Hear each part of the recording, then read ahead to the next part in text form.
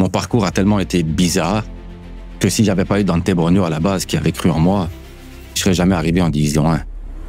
Laurent Simard, tu es un ancien défenseur central belge qui a commencé sa carrière professionnelle à Charleroi avant de porter les couleurs de plusieurs clubs prestigieux comme le Club Rouge, le Standard de Liège et de s'expatrier en MLS où tu t'es notamment illustré à l'Impact de Montréal. Avec plus de 300 matchs disputés en carrière et des moments forts comme ton titre de défenseur de l'année MLS en 2015. Il y avait un autre joueur qui était un peu plus âgé que moi, qu'on est parti s'échauffer tous les deux, et puis je me suis dit, bon, on joue contre Anderlecht, c'est pas moi qui vais rentrer, c'est sûrement l'autre. À ma surprise générale, c'est moi qui suis rentré. Je suis rentré pendant le match où il y a Thierry Siquet à l'époque qui jouait défenseur central, s'est blessé à l'œil. J'ai fait mon match, je pense qu'on a gagné 2-1 si je me souviens bien, et puis je suis blessé sorti.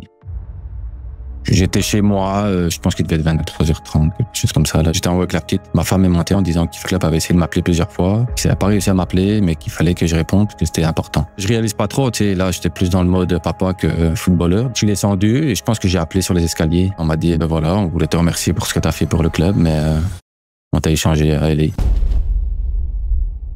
Laurent Simard, tu es un ancien défenseur central belge qui a commencé sa carrière professionnelle en 2004 à Charleroi avant de porter les couleurs de plusieurs clubs prestigieux comme le Club Rouge, le Standard de Liège et de s'expatrier en MLS où tu t'es notamment illustré à l'Impact de Montréal. Tu as également représenté la Belgique lors de grandes compétitions internationales dont la Coupe du Monde 2014 et l'Euro 2016 avec plus de 300 matchs disputés en carrière et des moments forts comme ton titre de défenseur de l'année MLS en 2015. Ton parcours est riche en enseignements et en anecdotes. Laurent Simard, merci beaucoup d'être sur le podcast Histoire de foot aujourd'hui. Ça me fait plaisir. Laurent, il y a beaucoup de gens qui te connaissent pour ton parcours au CF, mais si on analyse bien ta carrière, on se rend compte qu'elle est excessivement riche en Belgique également. C'est là que tout a commencé pour toi. Peut-être tu nous ramènes à la base, le foot, où est-ce que ça a commencé? Comment que ça a commencé en Belgique pour toi? Moi, je pense que comme la plupart des jeunes, voilà, en Europe, c'est beaucoup plus médiatisé, beaucoup plus foot que ici au Québec et dans le nord de l'Amérique. Donc voilà, on va dire que dès mon plus jeune âge, je joue au foot directement avec mon papa dans le jardin ou avec des amis dehors. Et tu sais, il faut pas beaucoup de choses pour jouer au foot. Il faut juste un ballon. Donc dès qu'on avait la possibilité, que ce soit à l'école ou en rentrant de l'école, voilà, j'allais jouer. J'avais 2 bancs, une petite place au-dessus de chez moi où il y avait 2 bancs. On servait de ça comme but et puis on faisait des 4 contre 4 ou des 3 contre 3 dépendant du nombre de potes qui étaient là et c'est comme ça que j'ai commencé à jouer et à aimer le football. Et je pense que ton parcours de jeune se fait au RACS Couillet en Belgique. On te connaît comme un défenseur agressif qui a une bonne relance. Mais on sait également qu'il y a des joueurs qui, à travers leur parcours, commencent devant, terminent derrière. Toi, c'est comment? C'est la même chose. Moi, j'étais attaquant, tu vois. Donc, quand j'ai commencé, tu sais, quand tu commences le football, tu veux marquer des buts. On va pas se mentir. Donc, tout jeune, je pense, préfère jouer en attaque qu'en défense. Puis après, par rapport à mes qualités athlétiques et puis techniques et physiques, on s'est rendu compte que voilà, je marquais beaucoup de buts. Donc, j'ai commencé à jouer devant étant jeune. Puis une fois que le football a commencé à prendre plus d'ampleur dans ma vie, j'ai été suivi par des gens qui connaissaient beaucoup plus le football que dans mon quartier, là, dans ma ville. Donc, on m'a recadré milieu défensif. Donc, j'ai reculé d'un cran. Et après, j'ai encore reculé d'un cran encore plus tard. Là. À ce moment-là, c'était commencé à être dans des écoles de jeunes. Et je suis passé défenseur central. Mais je pense que tout ça, ça m'a aidé aussi par rapport à ma technique, à ma vision du jeu et à savoir aussi finir les actions parce que comme j'ai joué en attaque étant jeune, tout de suite, voilà, quand je suis devant le but, je suis assez adroit. Donc, je pense que ça m'a aidé. J'ai fait du futsal aussi, étant plus jeune. Après, il a fallu prendre une décision, soit c'est le futsal, soit c'est le foot. Ouais. Et donc, il y avait beaucoup plus d'envie de continuer à faire du foot. Donc, j'ai arrêté le futsal pour me consacrer totalement au foot. Mais encore, en futsal, j'ai été champion de Belgique. Après, c'était une équipe qui était plus basse. C'était moins de 13 ans, je pense. Donc, voilà. Et puis, j'étais attaquant aussi en futsal. Mais tout ça, ça m'a aidé à être meilleur techniquement dans le football. Donc, c'est ça qui est bien aussi de ce côté-ci de l'Atlantique, c'est que les jeunes ne font pas que du soccer. Ouais. Ils sont aussi en train de faire du baseball, de la crosse, du hockey, bien sûr, ça c'est d'office. Mais je pense que ça peut les aider aussi dans les habilités à être meilleurs plus tard dans leur sport qu'ils choisiront. C'est intéressant, c'est la première fois que j'entends ça. Puis, parle-moi un petit peu de ce volet jeunesse. Donc, comme on le mentionne, RACS Couillet, c'est là que tu fais ton parcours de jeune. Tranquillement, je crois que tu intègres centre de formation à Charleroi, club ultimement que tu vas signer professionnel avec eux. Peut-être tu nous parles un peu de ce moment-là. Est-ce que c'est rendu là qui t'ont mis défense? Est-ce que c'était avant? Ben, à Couillet, j'habitais à Couillet, donc d'office, mon père m'a mis dans l'équipe de Couillet pour représenter ma ville, et puis il voulait pas trop m'encadrer directement avec des choses professionnelles et de la pression, parce que quand en Europe tu passes dans un club où c'est plus professionnel, des fois tu joues pas, donc il voulait juste que je prenne plaisir.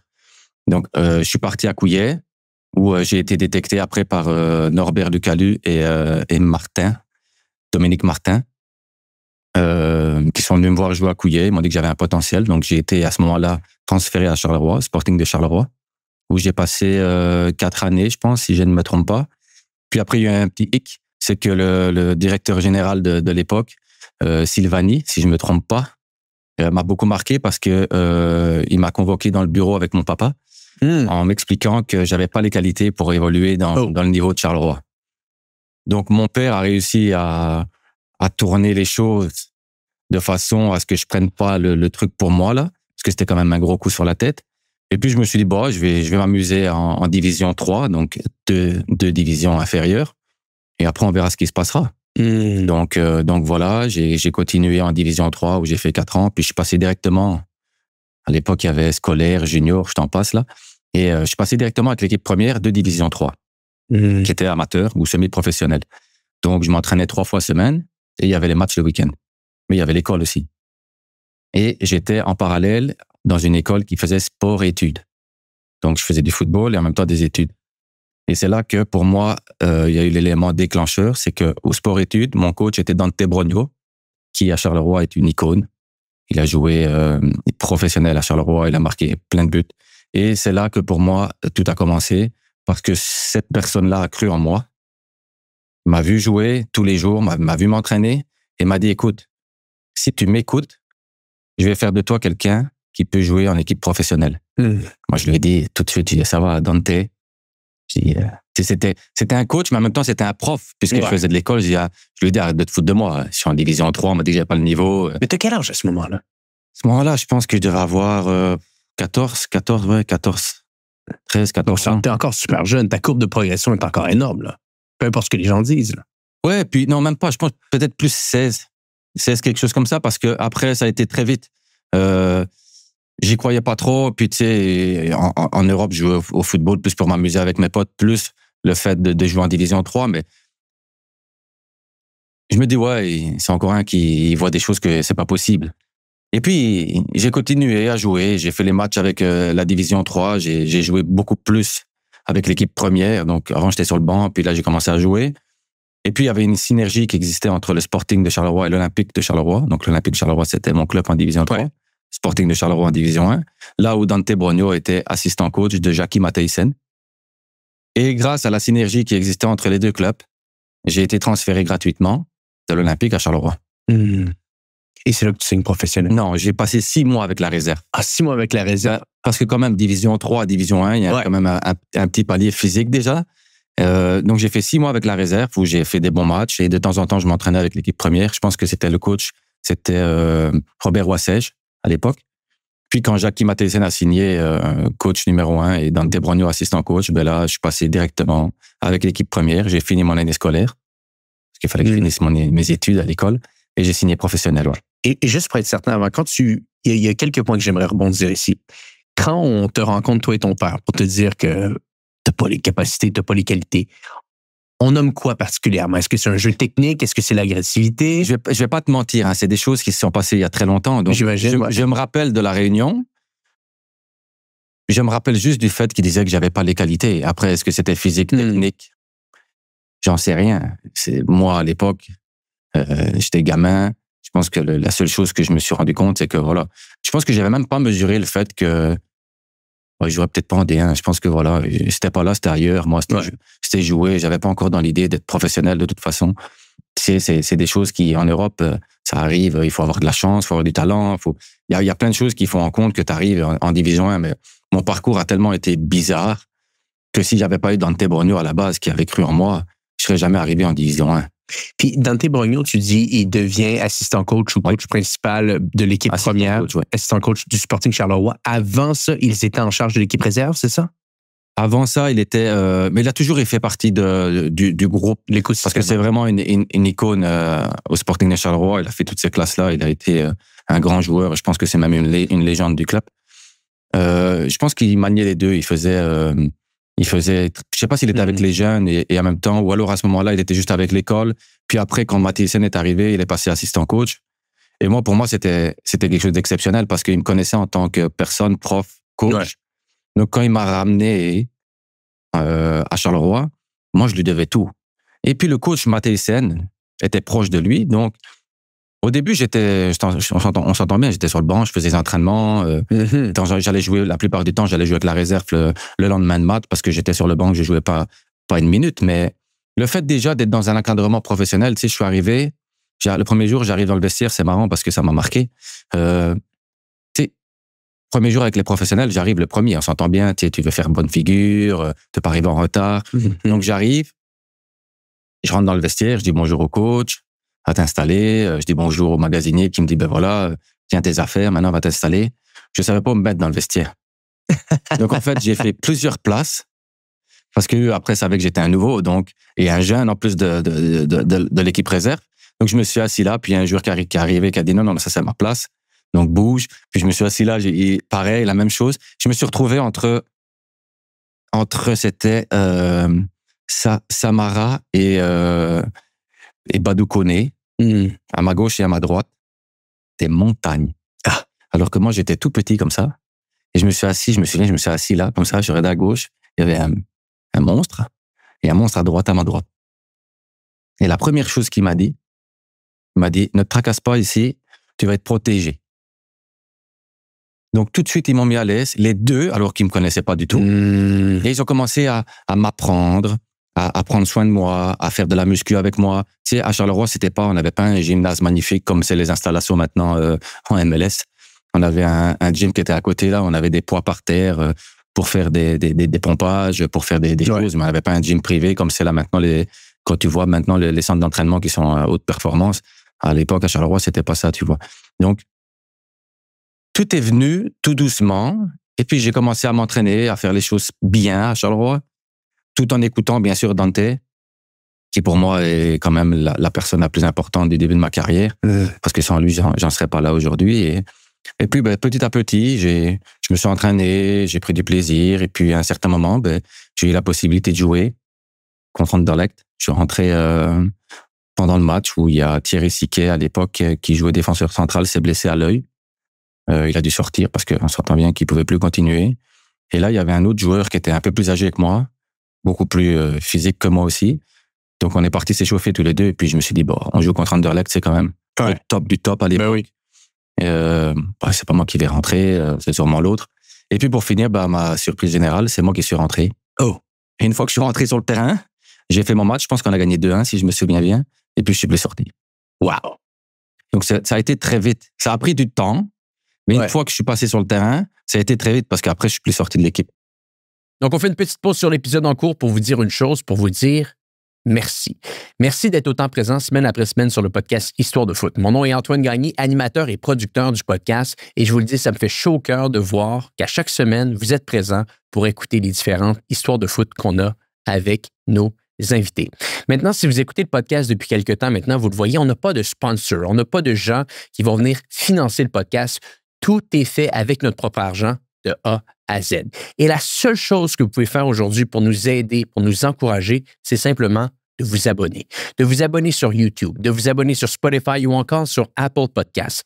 Plus l'auditoire grandit, plus qu'on va être capable d'avoir des invités de classe mondiale et de continuer à vous livrer des histoires de foot qui vont pouvoir marquer votre esprit. Donc, je vous remercie encore.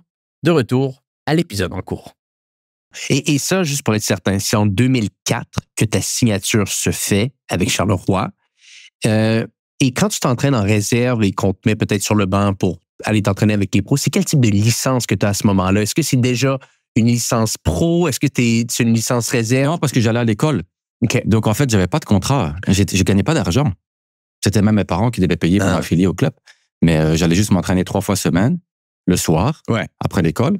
Et quand il fallait, alors à ce moment-là, je m'organisais avec le docteur du club pour qu'il me signe un papier, comme quoi je manquais l'école. Mais encore une fois, mes parents voulaient que je finisse ma scolarité. Donc, oui, je devais aller par là, mais en même temps, je devais finir ma scolarité non plus. Donc, il y avait des choses qui étaient mises en place. Et de temps en temps, j'allais m'entraîner avec l'équipe première. Mais encore une fois, tu sais, j'allais m'entraîner avec l'équipe première et le coach, il a tellement de joueurs à gérer.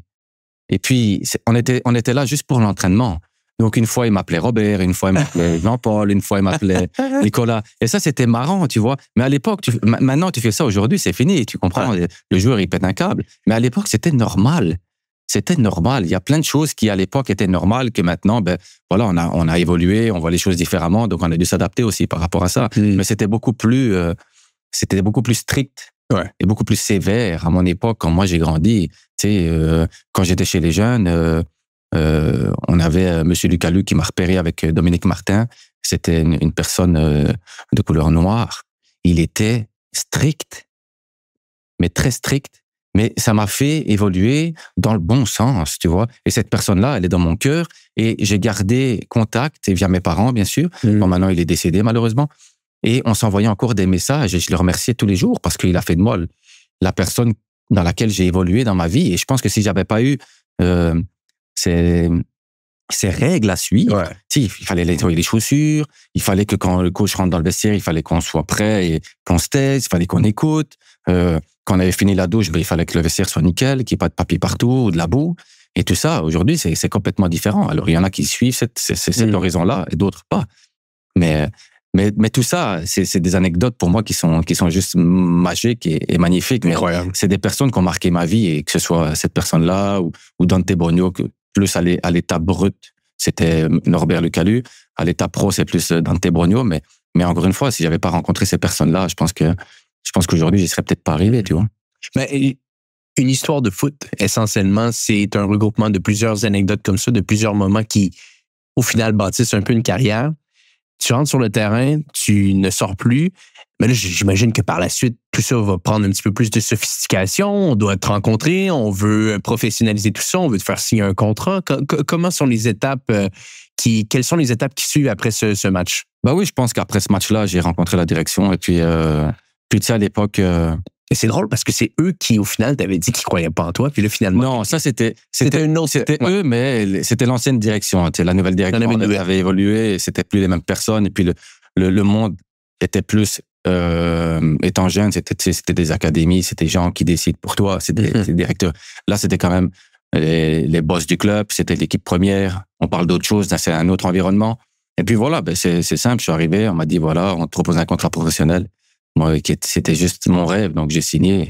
Et that's it. Il n'y a pas eu de prise de conscience tout de suite en disant, voilà, je passe professionnel. Non, c'était juste, j'allais te faire de ma passion, de ma vie. Et c'était pour moi juste exceptionnel et magique. Tu disais juste avant que c'est pas nécessairement quelque chose que tu avais considéré devenir professionnel. C'est à quel moment que c'est devenu sérieux? Pendant ce match-là? Je ne saurais même pas te dire. Je pense que j'en avais pas conscience jusqu'au moment où j'ai signé.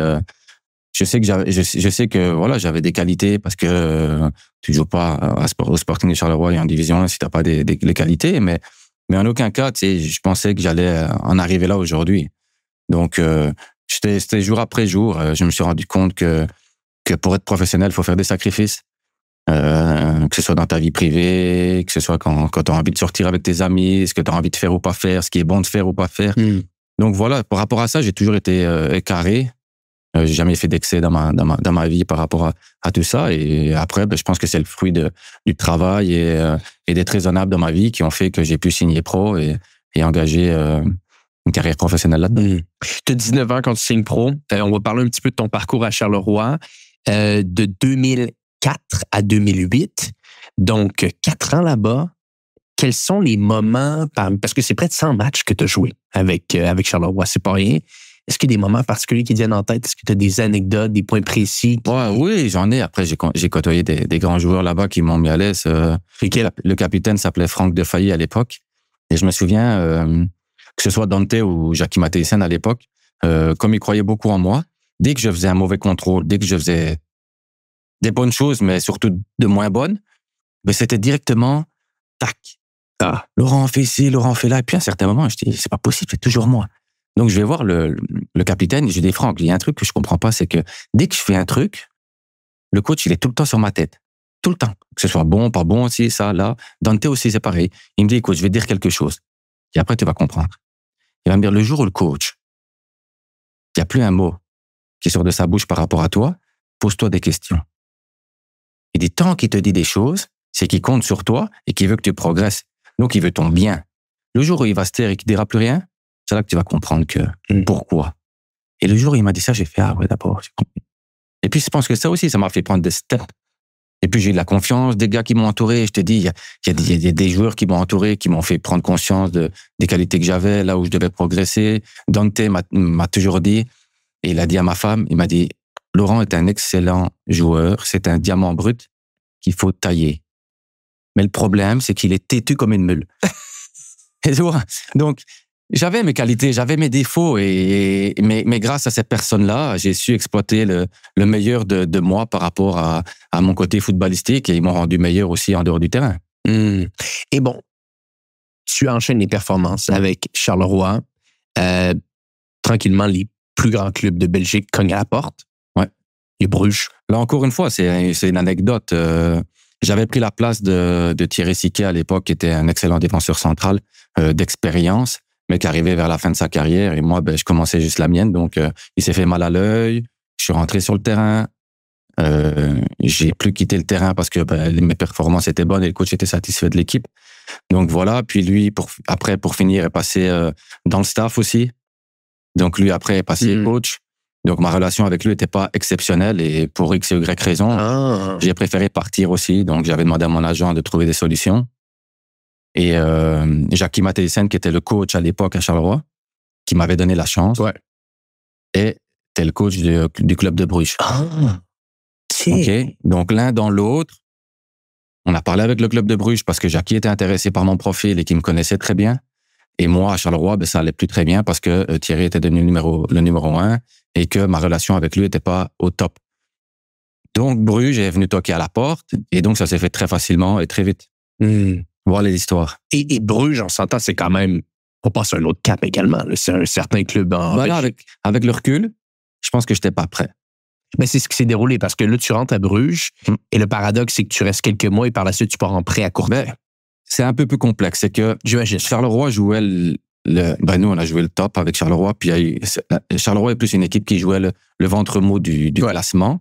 Tandis que versus Bruges qui joue de gagner la Jupiler Pro League toutes les années. Donc déjà ça, c'était un gros step. Puis en Belgique, il y a le côté flamand et le côté wallon aussi, qui était à l'époque plus compliqué. Où je parlais pas néerlandais, je parlais pas anglais, je parlais que le français, donc c'était compliqué aussi de dialoguer avec mes collègues et les gars avec qui je jouais à l'époque. Mais j'ai manqué la préparation aussi à Bruges. Parce que je suis parti avec les espoirs. J'ai fait l'Euro avec les espoirs. Ouais. Et puis j'ai fait les Jeux Olympiques aussi. À Pékin. Donc j'ai manqué la préparation avec le club de Bruges. Donc je passais d'un club comme Charleroi, j'arrivais à Bruges où il fallait aussi que j'apprenne le néerlandais, que j'apprenne à connaître mes coéquipiers. Mais j'ai pas fait la préparation de juin avec eux parce que je suis parti avec l'équipe nationale espoir. Donc je suis arrivé quand le championnat commençait. Donc, j'ai pas eu le temps de prendre mes marques. Mes prestations étaient pas bonnes, on va pas se mentir, parce que le coach m'a fait jouer arrière droit, alors que moi, j'étais plus défenseur central. Donc, l'un dans l'autre, je pense qu'il y a eu pas mal de choses qui ont fait que j'ai pas pu réussir à Bruges et que je comprends après que c'était compliqué. J'étais le petit wallon, j'étais le chouchou du coach parce que c'était le coach qui m'avait ramené. Donc, l'un dans l'autre, ça a fait avalanche et je les ai très mal vécus.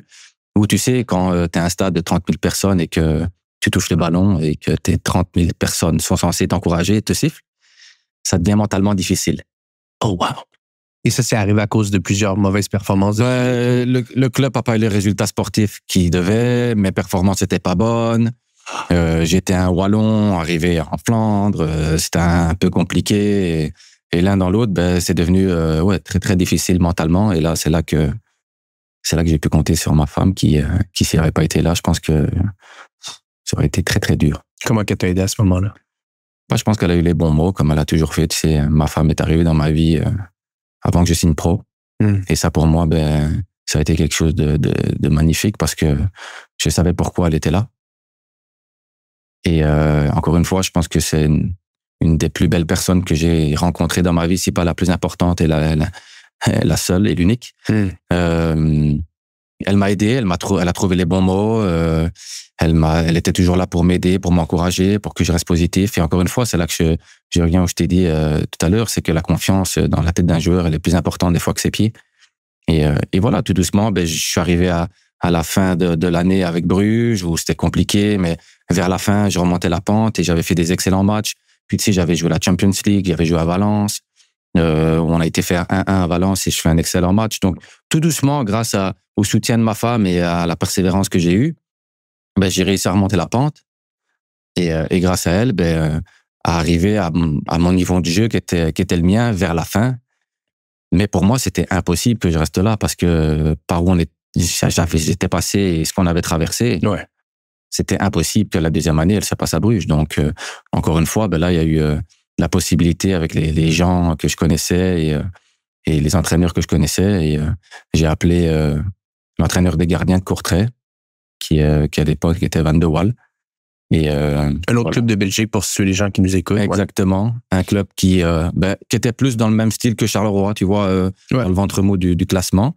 Et là, pareil, il a dit, si tu veux, à Courtrai, on serait content de t'avoir pour te relancer, pour que tu repartes de bonne base. Et là, du coup, il a prévenu Georges Lekens, qui était le coach à l'époque de Courtrai.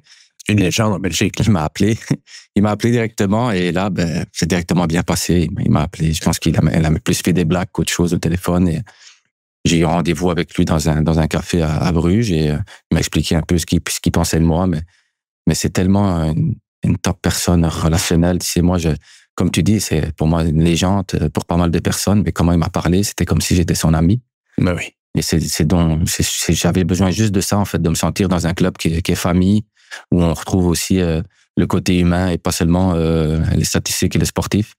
Où Bruges, il y a beaucoup de pression. Là, à Courtrai, on jouait. C'était une équipe qui montait de D2 en D1. Elle jouait pour son maintien. Je pense qu'il y avait 11 ou 12 joueurs qui étaient prêtés. Donc, t'imagines, c'est énorme.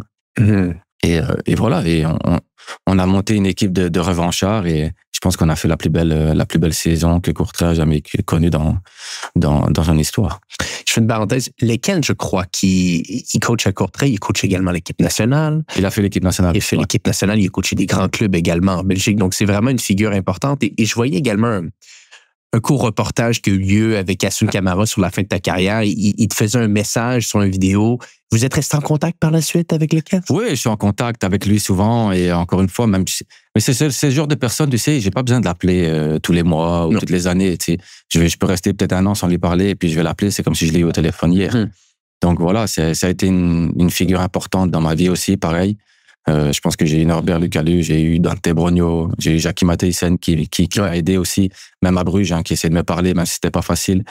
Et après, il y a Georges Lekens qui m'a fait renaître un peu comme un phénix et qui m'a donné de la confiance. Et grâce à cette confiance-là, j'ai fait une année exceptionnelle. Et il n'y a pas que moi, mais je pense que Courtrai a fait une année exceptionnelle grâce à lui, tout simplement. Et je pense que le terme est bien utilisé. Renaître comme un phénix, tu es en prêt là-bas à Courtrai. 1 an, les choses vont très, très bien. Qu'est-ce qui se déroule à la fin du prêt avec Bruges? Quelles sont les discussions? Quelles sont les négociations? Parce que là, par la suite, il y a quelque chose qui va se dérouler, mais je serais juste curieux de voir avec le club qui t'avait signé à la base, comment ils voient le tout avec toi dans le futur. Mais, encore une fois, c'est très différent de ce qu'on connaît ici au Canada. Une fois que j'ai signé à Courtrai dans ma tête, pour moi, je voulais plus revenir à Bruges. Toi, c'était terminé. Ouais, c'était fini, Bruges. Okay. Parce que, de toute façon, c'était Adi Koster, je pense, un Hollandais qui avait signé comme coach et j'étais pas dans ses plans et j'avais pas trop envie de travailler avec lui. De toute façon, on n'était pas trop sur la même longueur d'onde. Donc voilà, j'ai parlé avec mon agent. Pour moi, c'était plus possible Bruges. Toi, c'est terminé. Oui. Courtrai, j'étais en prêt, donc on s'entend bien qu'il y avait un transfert à payer, il y avait des choses à payer où le club était pas assez riche entre guillemets, où il y avait pas la possibilité parce que c'était compliqué pour eux aussi de payer le transfert. Donc voilà, j'avais des possibilités en Belgique qui s'offraient à moi. Et après, c'est juste une question de choix, encore une fois. Question de choix. Et je pense que tu étais également à un moment de ta carrière que tu passes un cap. Et on est 2010, je crois bien. Standard de Liège qui cogne à la porte. C'est pas rien, ça? Bah, tu te dis, l'année à Courtrai était tellement exceptionnelle. Équipe nationale à la fin de la saison aussi. A. Donc ça, c'est pas rien aussi. Tu sais, quand tu joues dans un club comme Courtrai, que tu as appelé en équipe nationale A, ben, avec une génération qui est très, très forte. Exact. J'ai même pas réalisé à l'époque ce que c'était. C'est juste quand tu as le sélectionneur qui t'appelle en disant « Ah, ben voilà, je vais te présélectionner. » Et après, ben, si ça s'en vient, pourquoi pas une sélection. Et waouh, quoi, tu vois, moi, après, chaque fois que j'allais en équipe nationale, que je joue ou que je joue pas, moi, le fait d'être sélectionné, pour moi, était juste waouh. D'où je viens, d'où j'ai grandi. Et aujourd'hui, je vais en équipe nationale. Je côtoie des joueurs qui sont juste exceptionnellement bons. Et je pense qu'il faut également situer notre audience parce que l'équipe, la génération, on pourrait dire 2010 à 2020 à peu près de la Belgique, c'était pas ça avant. Si tu regardes un peu l'équipe de Belgique, je pense qu'on se battait pour avoir les qualifications de la Coupe du Monde, pour les qualifications de l'Euro. Donc, c'était un niveau qui était argumentablement, on pourrait dire, un petit peu plus bas. Et toi, pour être sélectionné dans cette génération-là, cette fameuse génération dorée, il y a les Eden Hazard, il y a les Kevin De Bruyne, il y a les Robert Lukaku. Romelu Lukaku, pardonne-moi, il y a compagnie également qui... moi, j'ai même connu Van Buiten aussi. Van Buiten, compagnie. C'est une grande génération, là. Ouais, mais encore une fois, je pense qu'il n'y a pas doré, pas doré. Je pense que avant, il y a eu un problème avec la sélection où les joueurs avaient plus envie de venir. Non, littéralement. Ouais, c'était compliqué d'aller en équipe nationale. Il y avait des problèmes de dialogue entre les Wallons et les Flamands. C'était devenu tendu par rapport à tout ça. Donc, il y avait un peu de politique aussi par rapport à tout ça. Et là, Marc Wilmots, qui était le coach que moi j'ai connu. Moi, j'ai connu Robert Wassège aussi. Mais vraiment, Marc Wilmots, où là, j'ai incorporé l'équipe première et j'étais sélectionné et plus juste pour venir une fois de temps en temps, a su remettre de l'ordre dans tout ça et nous faire comprendre qu'on était juste une famille ensemble et qu'on représentait le pays et pas seulement le Nord ou le Sud ou les Flamands et les Wallons. D'ailleurs, je pense que quand ils faisaient c'était marrant parce que quand ils faisaient tout ce qui était meeting d'avant-match ou même meeting durant la semaine, c'était français et néerlandais ensemble. Il n'y avait pas de je fais juste français ou je fais juste néerlandais. Ils mixaient les deux. Puis après, avec Martinez, on est passé à l'anglais, donc ça, c'était autre chose. Mais je pense que voilà, il a ramené vraiment cette atmosphère de famille. Et grâce à lui, on a su se sentir bien dans cette équipe nationale et puis ramener des joueurs qui, bien sûr, jouent de plus en plus en Première Ligue. On s'entend bien maintenant. Aujourd'hui, il y a beaucoup plus de joueurs qui jouent en Première Ligue ou en Serie A qu'à l'époque où c'était beaucoup quand même des joueurs qui jouaient dans le championnat belge. Donc, c'est certain aussi que ça a amené d'autres choses, d'autres qualités dans l'équipe nationale et surtout des projecteurs qui ont fait que, voilà, on parle d'une génération dorée. Après, oui, certes, moi, j'ai connu Eden Hazard, Kevin De Bruyne, Vincent Kompany, Van Buiten, Moussa Dembélé, et j'en oublie Miralas, Benteke, qui aujourd'hui est à DC. Et il y a le Van Damme, Pocognoli, je te dis, Courtois, qui aujourd'hui est un des meilleurs gardiens au monde, c'est pas le meilleur. Donc voilà, mais c'est vraiment le fait de retrouver le plaisir d'aller en sélection. Marc Wilmots a ramené dans tout ça. Et pour moi, c'était juste magnifique. Bon, pour revenir à mon transfert, après à moi, le Standard, ouais, toque à la porte. Est-ce qu'il y avait d'autres options? J'avais Lokeren. OK. Mais encore une fois, Lokeren, pour moi, c'était le même style que Charleroi et que Courtrai. C'était des équipes qui étaient de qualité, mais où je gagnais financièrement plus ma vie. Mais à ce moment-là, je voulais juste j'étais prêt, je pense, pour faire un bond en avant et partir dans un grand club. À ce moment-là, je pense que là, j'avais les capacités mentales et physiques pour pouvoir passer un step. Et puis, tu sais, quand tu as le Standard qui toque à ta porte avec Luciano Donofrio qui était le boss à l'époque, j'ai pas hésité une seule seconde et j'ai juste réalisé un de mes rêves qui était de partir dans un club comme le Standard. Un des plus grands clubs de Belgique, là, littéralement. Bien sûr, c'est pas le plus grand. Et tu arrives en 2010, la première année, vous gagnez la Coupe de la Ligue. Comment cette saison-là s'est déroulée? Parce que rapidement, tu t'es imposé également. Ouais, je me suis imposé, mais j'étais en confiance. C'était Dominique Donofrio et Sergio Conceição maintenant, qui est au Milan AC, assistant coach. Et je pense que j'ai collé directement avec l'ADN du Standard, que ce soit les dirigeants, que ce soit les gérants du staff, les kinés, les supporters.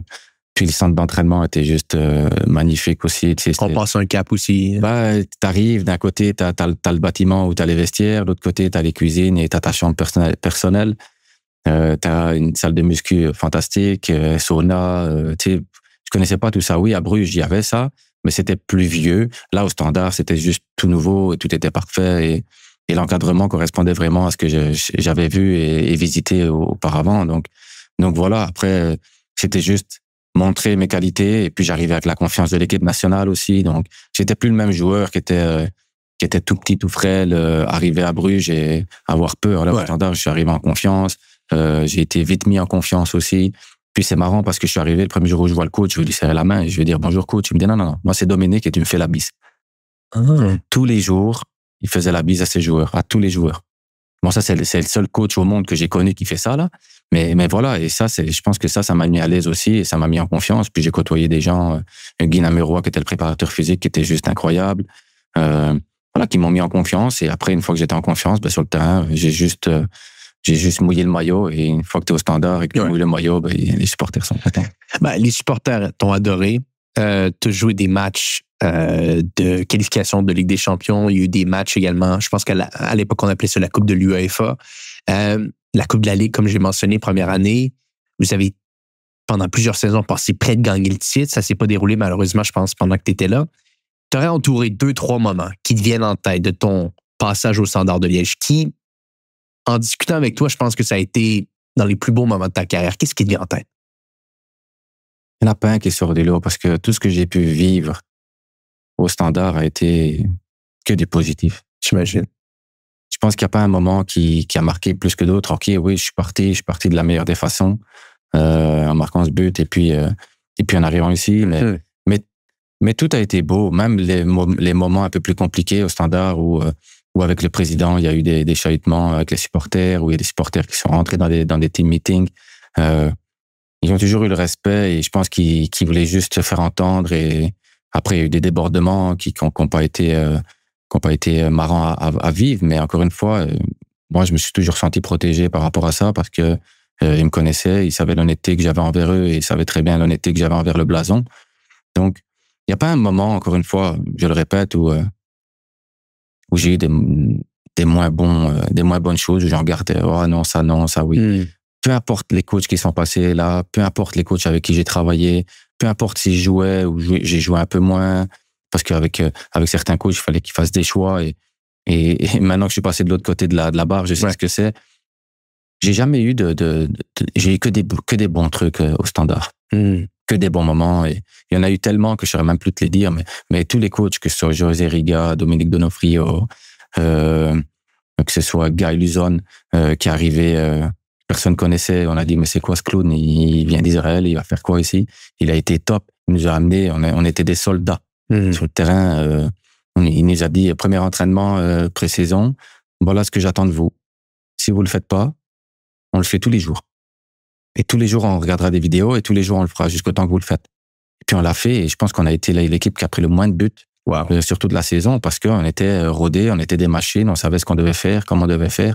Et je pense qu'on a été à 0,5 points de gagner le championnat avec ce coach-là. Donc voilà, et j'ai gagné la Coupe de Belgique. J'ai pas joué la finale parce que le coach a fait un choix, tu vois, alors que la veille, je devais jouer, mais je m'étais mal entraîné. Mais encore une fois, j'en garde que des bons souvenirs parce que voilà, c'est la compétition et c'était juste magique, ce club. Il y a rien. C'est dommage aujourd'hui de voir où ils en sont par rapport financièrement surtout. Mais quand tu regardes la ferveur et quand tu regardes les gens qui sont autour, c'est juste un club exceptionnellement top. Qu'est-ce qu'on essaie d'injecter comme vision à l'intérieur de ce club-là, comparativement à ce que tu avais vécu auparavant? Parce qu'on s'entend, c'est un club qui peut davantage compétitionner pour les plus grands titres. Il y a des matchs de Coupe d'Europe, j'espère qu'on va en parler un petit peu par la suite. Et qu'est-ce qu'on vous dit à l'arrivée, quotidiennement, pour vous faire penser différemment, pour vous faire penser comme des vainqueurs? On ne dit rien. C'est juste que... Tu le sens? Quand tu arrives dans ce club-là, tu sens que tu n'arrives pas n'importe où. Ouais. Et je pense que c'est un peu comme à Liverpool. Quand tu arrives sur le terrain et que le jour du match, là, tu vas à l'échauffement, tu vas juste dehors avant l'échauffement pour voir un peu le terrain et que tu sens la ferveur et les gens qui vont arriver Tu sais, ils appellent ça l'enfer de Sclessin parce que t'as une pression monstre quand tu joues là, mais être adversaire et se déplacer là-bas, c'est encore plus dur. C'est encore plus dur. Et je pense que c'est ça qui fait la magie de ce club-là et qui fait sûrement aussi la magie des clubs de Bruges, que j'ai pas su comprendre. Anderlecht, c'est un peu moins, c'est plus politique. Mais c'est pareil, ça reste un grand club. À Genk aussi, c'est comme ça, la Gantoise. C'est vraiment des clubs où il y a de la pression, tu dois savoir faire face à la pression. Si tu peux pas faire face à la pression, ça sert à rien de signer dans des clubs comme ça. Surtout à Bruges au Standard, où vraiment les supporters sont là et sont vraiment proches, et que ce soit dans les bons moments, ben, ils vont t'aider, et dans les mauvais moments, ils vont te siffler aussi. Il faut savoir l'accepter et le comprendre. Mais il y a un respect mutuel qui fait que ça reste un club pour moi qui est juste exceptionnel. Puis les matchs de Coupe d'Europe, est-ce que c'est le plus haut niveau que tu as joué? Ouais, je pense. Après, il y a la Coupe du Monde aussi qui est arrivée. J'ai eu beaucoup de chance dans ma carrière. Tu sais, faire les Jeux Olympiques à Pékin, ça m'a permis de voir des stars que j'avais jamais eu l'intention de voir. Oui, Messi qui l'avait fait, je pense. Messi l'avait fait, Ronaldinho l'avait fait aussi. Puis j'avais vu des stars américaines, j'avais vu des stars de Chine aussi, j'avais vu les Gasol aussi. Tu sais, c'est des trucs pour moi qui... Et donc, c'était juste magnifique de penser déjà ça. Puis pareil, encore, juste de la magie. Tu sais, tous les matchs que j'ai pu faire, tous les matchs que j'ai pu jouer, c'était juste magique. Après, c'est certain qu'on tente l'hymne de la Champions League. Ça restera gravé dans ma mémoire, même si c'était des phases qualificatives et que j'avais déjà connu ça avec Bruges. Ouais. Puis, au Standard de Liège, tu termines sur un match, c'est un classique en Belgique contre Anderlecht. C'est ça. Est-ce que tu te rappelles un peu de ce match-là? Oui, parce que je voulais pas partir. Ouais. J'avais pas l'intention de partir et j'étais bien là. Il me restait encore 1 an de contrat. Donc, encore une fois, je pense que j'aurais renégocié pour renouveler et rester là. J'avais pas l'intention de partir. Ma famille était bien, mais voilà, il y avait Nina et ma femme me dit, ça serait bien qu'à la fin de ta carrière, on aille à Montréal parce qu'il y a une possibilité d'avenir pour la petite. Il y a des possibilités là-bas. Je dis, ouais, ok, ça marche. Mais après ma carrière, je dis, parce que là-bas, il n'y a pas de foot. Donc ça risque d'être compliqué. Et j'étais en stage en Espagne. Et là, il y a le gardien de l'époque qui s'appelait Thuram. Thuram, il vient me voir, il me dit, Lolo, il y a un agent qui te cherche parce qu'il y a Montréal qui aimerait bien rentrer en contact avec toi. Je dis, Montréal, pourquoi faire Montréal? Il me dit, il y a une équipe de soccer là-bas, en MLS, et ils aimeraient bien rentrer en contact avec toi. Je dis, ok, ça marche. Donc, je contacte l'agent de l'époque. Et je lui dis, bonjour, Laurent Simon, blablabla. Et puis, il dit, oui, à Montréal qui serait intéressé pour que tu viennes jouer ici. Donc, je dis, d'accord. Puis au début, je connais les agents, je sais comment ça se passe, les clubs, donc j'y crois pas trop là. Puis après, quand j'ai compris que ça devenait quand même assez concret et que il fallait se mettre d'accord pour bouger, là, j'en ai discuté avec ma femme et je pense que ma femme, la première chose qu'elle a dit, c'est tu fais ce que tu veux, mais on y va. Et pour moi, c'était pareil aussi. De toute façon, je pense que c'était une occasion qui pouvait pas... c'est un signe, en fait. Un signe de la vie. On cherchait rien et puis ça arrive par hasard. Donc voilà, on a fait les démarches qu'il fallait suivre pour partir et pour pouvoir nous permettre de déménager, de venir dans cette belle ville de Montréal. Donc ça a été vite fait aussi. Je pense qu'en 1 mois, 1 mois et demi, c'était réglé. Et mais le problème, c'était qu'il fallait qu'on se mette d'accord pour l'arrivée et pour mon départ aussi. Avec le club? Avec le club. Parce que c'était dans la moitié de la saison. Ouais. En Europe, on jouait encore. Donc, et puis Montréal, on jouait la CONCACAF. Donc, ils voulaient quand même que j'arrive pour me préparer au Mexique pour que je puisse jouer la CONCACAF. Donc, on s'est mis d'accord avec le club, les 2 clubs. Même si Montréal était pas trop chaud parce qu'ils avaient peur que je me blesse lors de ce dernier match-là. Mais je voulais absolument le jouer, moi. Mais c'est contre Anderlecht, ton dernier match. Ouais, puis même, je voulais partir de la bonne des façons et pas partir durant la semaine.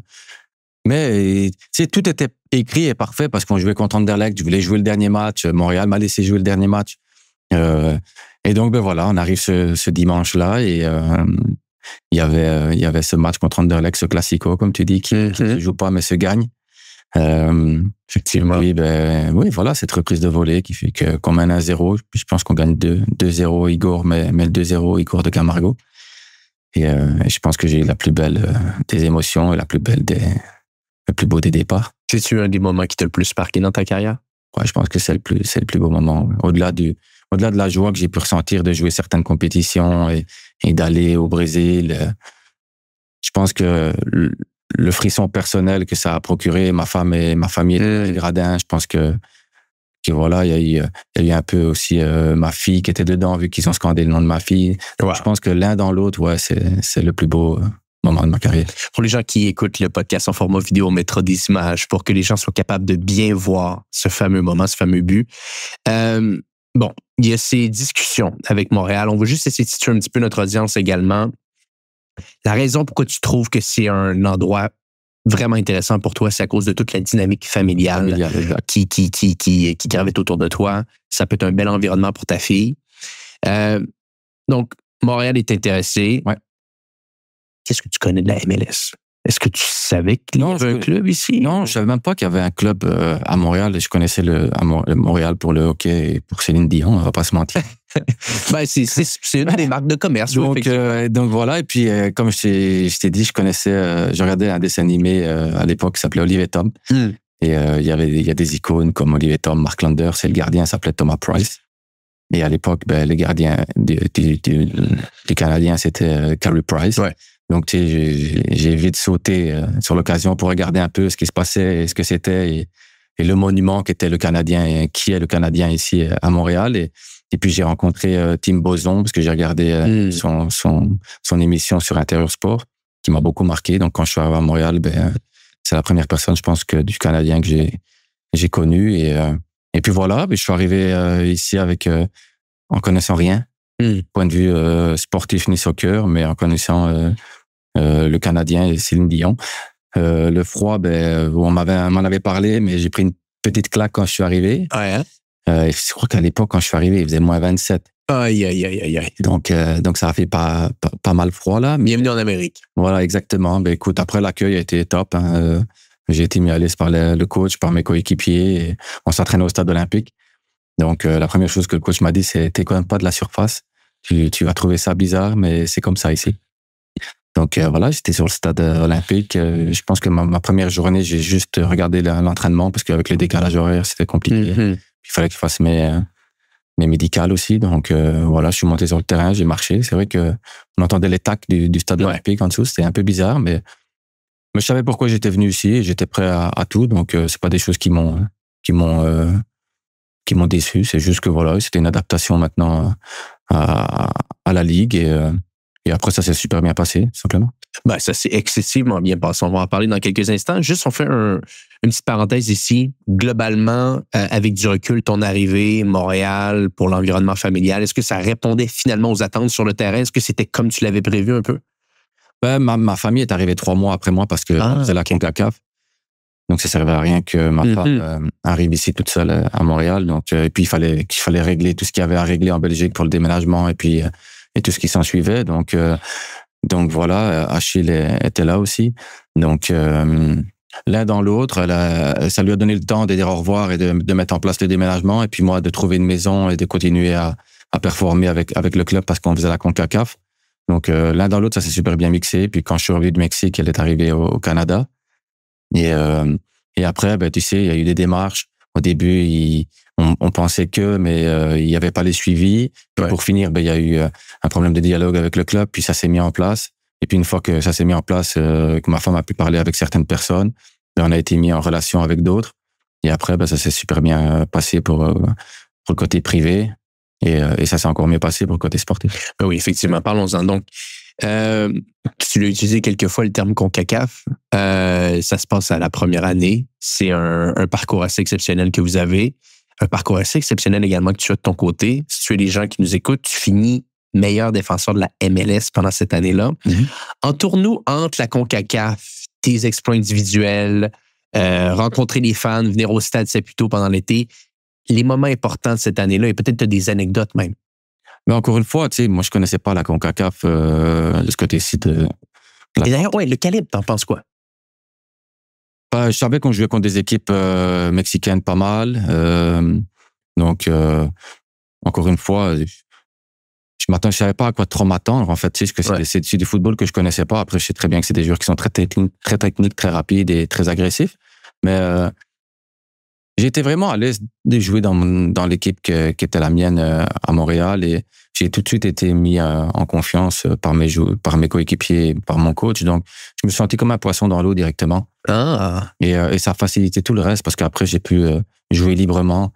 Tu sais, j'étais bien dans ma tête, j'étais content aussi sur le côté privé. Donc, quand t'as les deux mondes qui se réunissent, c'était juste parfait et j'ai juste su peut-être exploiter le maximum de mes capacités cette année-là parce que c'était juste mes coéquipiers étaient des excellents joueurs aussi.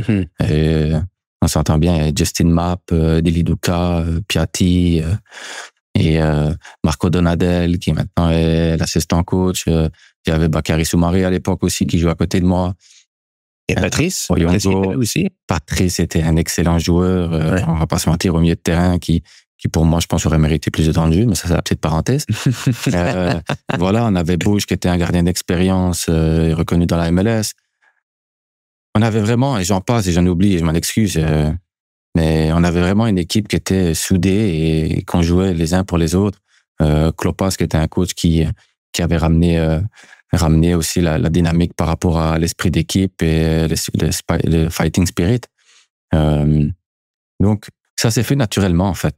Il n'y a pas eu j'ai pas dû forcer quoi que ce soit et j'ai juste pu jouer librement. Le coach me laissait jouer comme j'avais l'habitude de le faire en Europe, d'apporter ma pierre à l'édifice aussi offensivement, de pouvoir jouer juste mon jeu. Et après, je te dis, de fil en aiguille, ça a pris de l'ampleur par rapport aux prestations. Puis il y a eu la connexion aussi avec les supporters qui ont facilité les choses parce que c'était juste fantastique aussi. Je pense que ce que j'ai connu au Standard, en gros, je l'ai revécu ici à Montréal, en un peu plus petit parce qu'on s'entend bien que le stade fait 2 fois le stade en Belgique. Et donc, tout s'est fait naturellement, tu vois. Ma famille est arrivée, on s'est installé, ça s'est bien passé. Le sportif, ça s'est super bien passé aussi. L'entente avec mes coéquipiers était bonne. Avec le coach était top. Et avec les supporters, c'était bien. Il y avait une communion fantastique. Donc, pour moi, l'un dans l'autre, j'ai connu des gens exceptionnels. J'ai été très bien accueilli par les Québécois. Et c'est pour ça qu'on a décidé de s'installer ici par le futur. Mais tout s'est fait naturellement. Tu vois, il y a eu besoin de rien forcer. Ah, c'est beau, ça. C'est ça la magie du truc. C'est que la magie du truc, ouais. J'ai pas eu besoin de forcer quoi que ce soit. Tout s'est fait naturellement, encore une fois. Et après, j'ai juste joué mon rôle et mon jeu, tout simplement. Parlant de magie, c'est un peu magique ce parcours en CONCACAF. Là, c'était pas attendu. On dirait que vous trouviez tout le temps une manière de gagner les matchs. Finalement, ça s'est joué à quelques minutes près. Quels sont les souvenirs que tu as un petit peu de ce parcours-là? Je pense qu'on était sous-estimés, tout simplement. À cette époque-là, la MLS était beaucoup plus sous-estimée que le championnat mexicain. Ouais. C'était toujours eux qui étaient plus haut que la MLS, toujours eux qui avaient les meilleurs joueurs. Je pense que là, maintenant, ça s'est beaucoup plus équilibré. Mais encore une fois, c'était un parcours où il y a eu des bons, des moins bons matchs. Il y avait beaucoup de pression, beaucoup d'agressivité. Tu sais, aller jouer au Mexique, ça m'a fait voir des choses aussi où le public est beaucoup plus proche de toi. La mer, c'est plus chaude, là. Ouais, mais j'avais connu ça au Standard, mais c'était un peu, tu sais, différent. C'était un peu... j'ai bien aimé, en tout cas, cette atmosphère-là. Et du coup, ça te permet de te transcender sur le terrain. Et puis, on a fait des bons résultats à l'extérieur. À domicile, on était très fort et très solide. Puis voilà, et encore une fois, s'il n'y avait pas Cameron Porter qui marque ce but en demi-finale, on n'y va pas en finale. Donc voilà, je fais une erreur, je pense, sur le but qu'on prend. Et là, encore une fois, je me dis non, ça peut pas se finir comme ça. Et puis, je pense qu'il m'a juste sauvé la vie en marquant ce but à la dernière seconde. Incroyable. Où Malas fait une longue balle exceptionnelle et puis lui finit entre les jambes du gardien. Et puis là, c'est l'explosion dans le stade. Et encore une fois, c'est des émotions fantastiques, tu comprends, qui nous ont traversé tous. Pas seulement un seul joueur, mais c'était vraiment toute l'équipe. Et puis, je te dirais même que toute la ville a tremblé à ce moment-là. Et puis, en finale, 60 000 personnes. Waouh, quoi. Mais malheureusement, on n'avait pas notre gardien. Malheureusement, l'équipe était aussi... tu sais, on s'est pas entraîné avec ce gardien-là et je remets pas la faute sur le gardien, mais c'était juste que c'est important d'avoir tout le monde en forme et en santé pour un match comme ça. Et là, malheureusement, sur des petits détails, ça a peut-être fait la différence. Et malheureusement, on a perdu cette finale. Pourtant, on avait bien commencé le match là.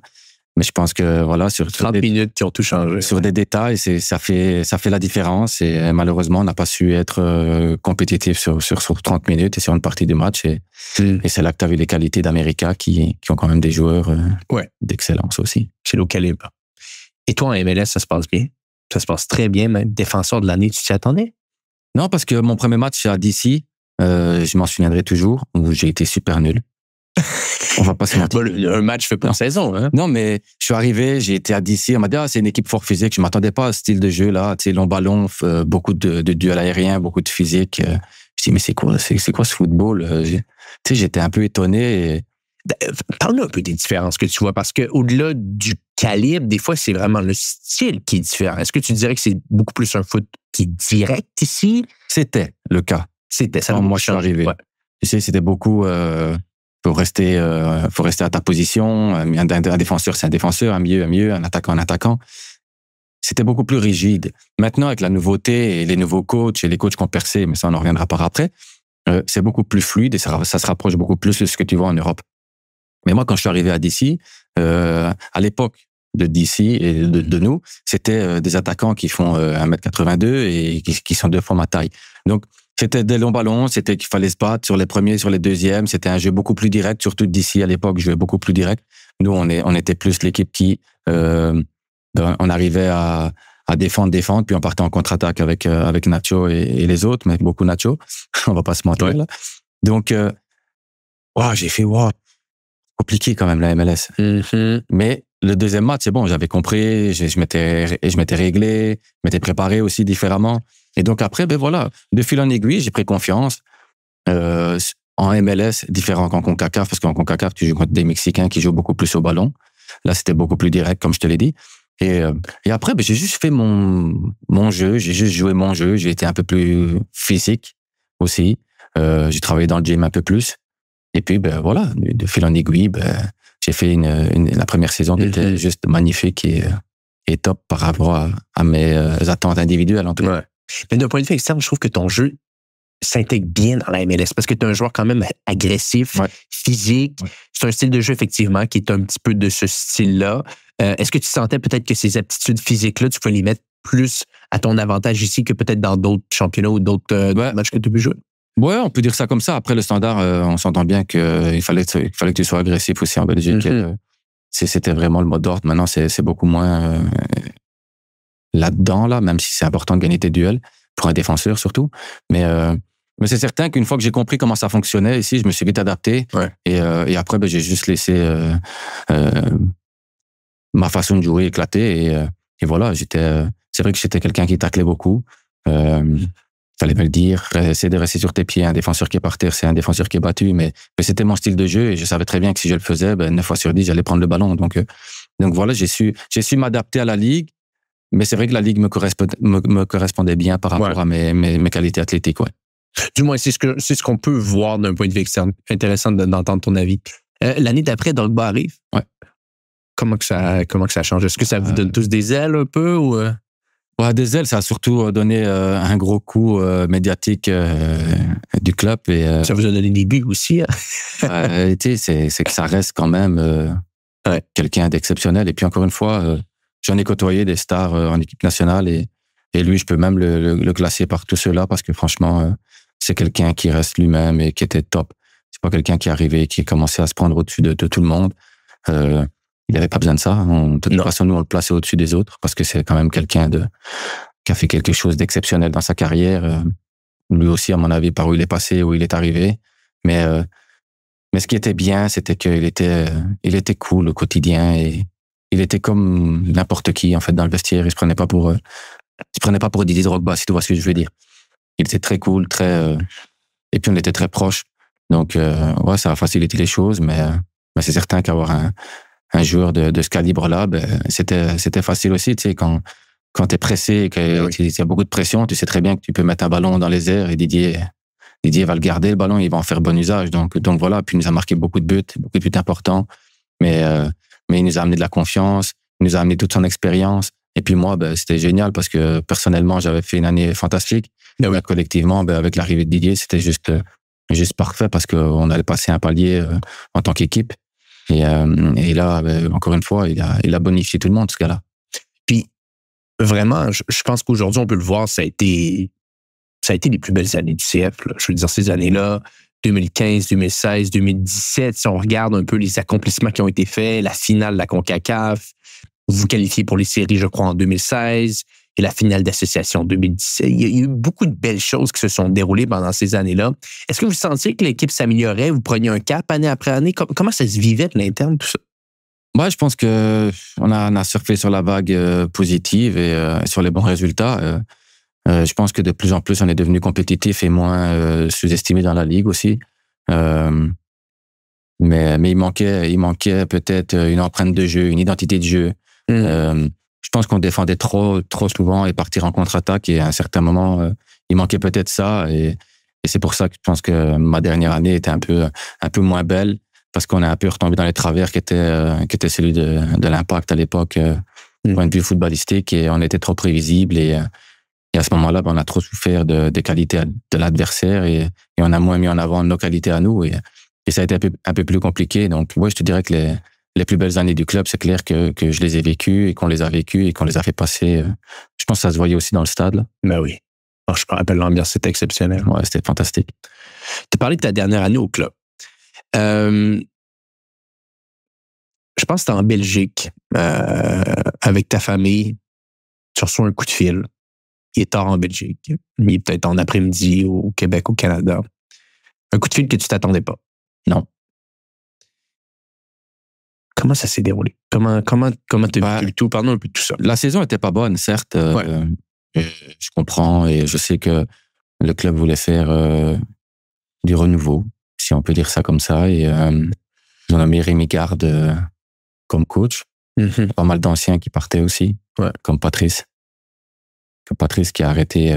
Et Didier tout aussi, je pense qu'il partait. Didier partait. Je pense qu'Assoun avait arrêté aussi Camara, si je ne me trompe. Et je parlais avec Patrice parce qu'il était parti la dernière année et on était même tous tristes de le voir partir sur une note qui n'était pas positive. On aurait voulu faire plus. Non, parce qu'on n'a pas fait les séries.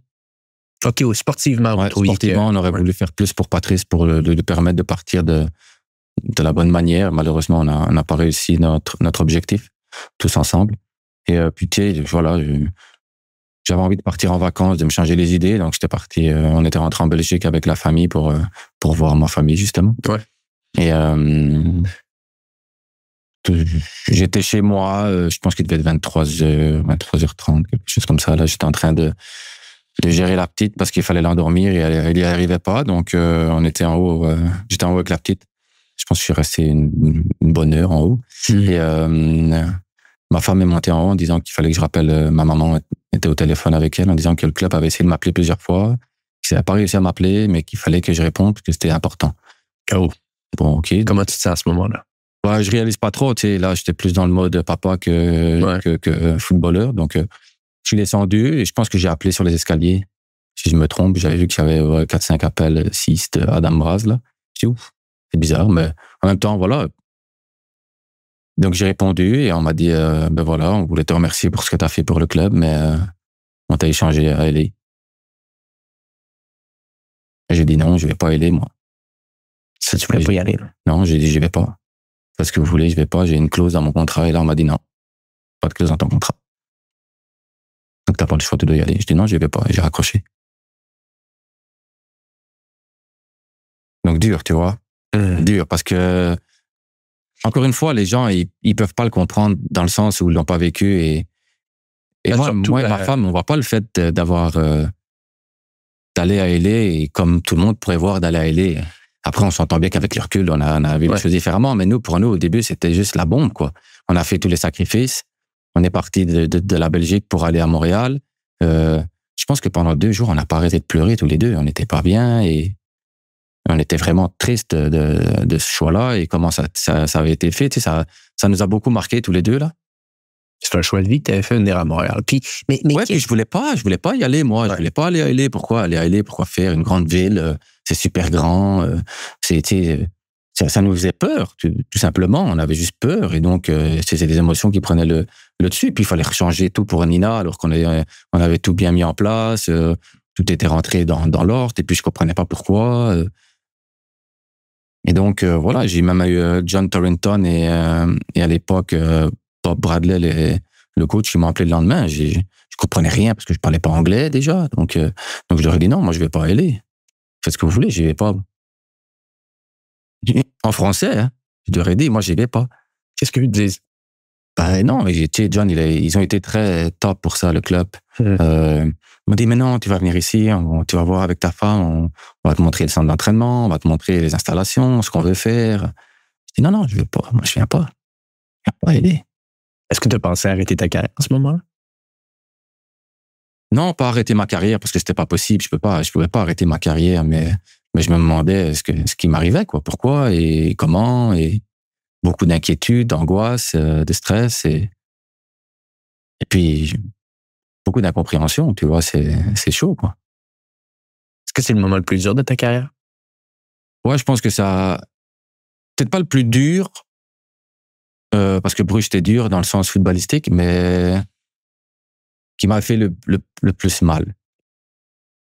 Tu vois, c'est... Comme une trahison un peu? Ouais, je sais pas comment je pourrais mais j'ai mal. J'ai mal. Mais ma femme aussi, la pauvre, elle a eu mal. Parce que on s'entend bien que tout ce qu'elle a mis en place une fois qu'on est arrivé ici, voir tout partir en fumée comme ça, tu sais, et puis le fait de l'avoir mal me faisait encore plus mal. Donc l'un dans l'autre, comme on a toujours fait durant notre vie, on s'est soudé les coudes, et puis on a dit, on a pris notre mal en patience, puis tu sais, au fil des jours après aussi, on s'est calmé un peu, on a réfléchi, j'ai reparlé avec elle. Mais encore une fois, voilà, si les gens faisaient bien les choses, j'avais la clause de non-échange parce que je voulais pas. C'était ma seule obligation dans mon contrat, c'était que je voulais pas être échangé parce que je veux pas. J'ai une famille, je sais pourquoi je viens ici. Donc, ok, je sais, en Amérique c'est comme ça, il y a des échanges, il y a des trades. Mais moi, si je viens, ok, je viens, mais je veux pas être trade. Donc, dans mon contrat, tu le mets. Mais c'était uniquement pour la dernière année, je pense que tu as fait. Si tu veux, j'ai signé 2 ans quand je suis arrivé, ou 3 ans. Et puis, quand mon contrat était prolongé d'1 an, parce que j'ai été défenseur de l'année, que ça, j'ai pas bien passé la première année, j'ai prolongé 1 an en plus. Comme c'était négocié dans le passé. Sauf que mon agent de l'époque avait pas lu dans toutes les lignes. Et la clause de non-échange, elle était plus là la dernière année. Donc, du coup, ils avaient le droit de m'échanger. Et donc, ils l'ont fait. Après, voilà, c'est encore une fois, là, maintenant, avec de recul, ça reste du business et c'est comme ça, mais c'était difficile. Et puis, on a discuté tant bien que mal en anglais parce que ni ma femme comprenait plus les choses. Moi, je comprenais rien et je savais pas parler non plus. Donc grâce à LA, parce qu'ils ont bien fait les choses, franchement, exceptionnel, le club. On est parti un week-end, ma femme et moi, à LA pour visiter, pour voir un peu ce qu'il en était. Il n'y avait pas de centre d'entraînement parce qu'il n'était pas encore prêt. Ben oui, effectivement, il faut situer les gens. C'était la première année du club. Là. C'était littéralement la première année du club. Ce qui est fou, c'est qu'ils n'avaient pas de stade, pas de centre d'entraînement, mais ils avaient des supporters. C'est fou. Ouais, des supporters. Ils avaient déjà un bagage de supporters qui était juste énorme, sans même avoir de stade ni de centre d'entraînement. On s'entraînait à UCLA, c'était une université là-bas, et voilà, j'ai pris un Airbnb et on s'entraînait là-bas. Là aussi, ma femme est arrivée par après avec la famille, parce qu'il fallait mettre tout en place à Montréal, déménager jusqu'à LA. Donc, elle est arrivée, je pense, quelques temps après moi. Voilà, après une fois qu'on est arrivé là-bas, on a pris les choses d'une autre manière. On a digéré les choses, on a avancé aussi. Puis, on s'est rendu compte que pareil, pour Nina, c'était pas mal, voire même mieux. Elle a été super bien entourée. Diana a trouvé toutes les démarches, mais encore une fois, c'était tellement compliqué parce que notre anglais était tellement mauvais.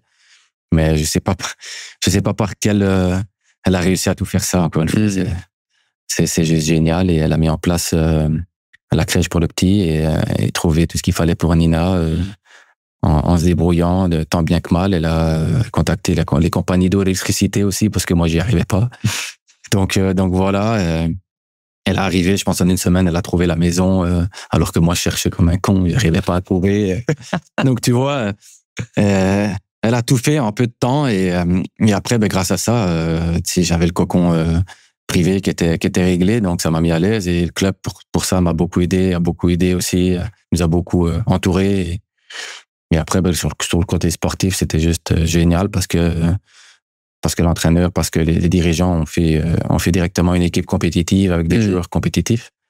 Et tout l'engouement derrière avec les supporters et la vision qu'offrait, voilà, on s'est adapté vite. Après, c'est quelque chose d'exceptionnel de vivre à Los Angeles. Ouais. On va pas se mentir, là. On était tout le temps dehors. Ouais. T'en profites. J'étais tout le temps en short et on était tout le temps dehors. Donc, c'est juste exceptionnel. Ça coûte extrêmement cher. Par contre, c'est difficile de mettre de l'argent de côté, mais la qualité de vie est juste exceptionnelle. C'est juste magique et magnifique. Et puis, je te dis, le club était tellement bien entouré, bien organisé, bien structuré. C'était carré. Et si tu avais besoin de quoi que ce soit, il fallait faire des demandes et tu avais toujours des gens qui étaient là pour te répondre positivement. C'était juste aussi, le club était juste magnifique. Et juste qu'on soit capable de bien comprendre, tu avais une dernière année avec Montréal, tu es échangé à Los Angeles, il n'y a pas de nouveau contrat qui se met en place. Donc, c'est le même contrat, c'est juste que c'est eux qui l'assument. Exact.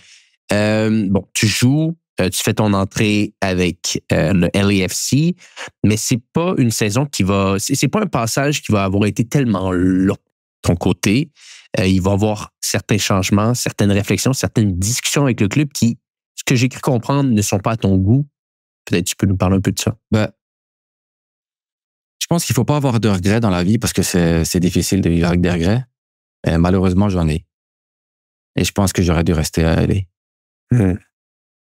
J'ai pas écouté ma famille. J'ai pas pris la bonne décision parce que j'avais peur. Ça n'excuse pas tout, hein, mais j'arrive à la fin de mon contrat, ça se passe super bien à LA. On fait des résultats de malade. Je pense qu'on gagne notre premier match à Seattle, puis je marque le premier match à domicile au Bank of California, qui a juste été une émotion qui est... Est-ce que c'est le but incroyable à la dernière seconde? Ouais, ça aussi, je pense que c'est une émotion qui restera aussi à jamais. J'en ai des frissons encore quand je la regarde, et puis quand je vois l'engouement qu'il y avait autour, puis ma femme qui était dans le stade aussi, donc c'est juste magique. Et puis arrivé en août, comme ça, là, je reçois une proposition de Dijon. Je le pensais. En Ligue 1, ouais. Ligue 1, ouais.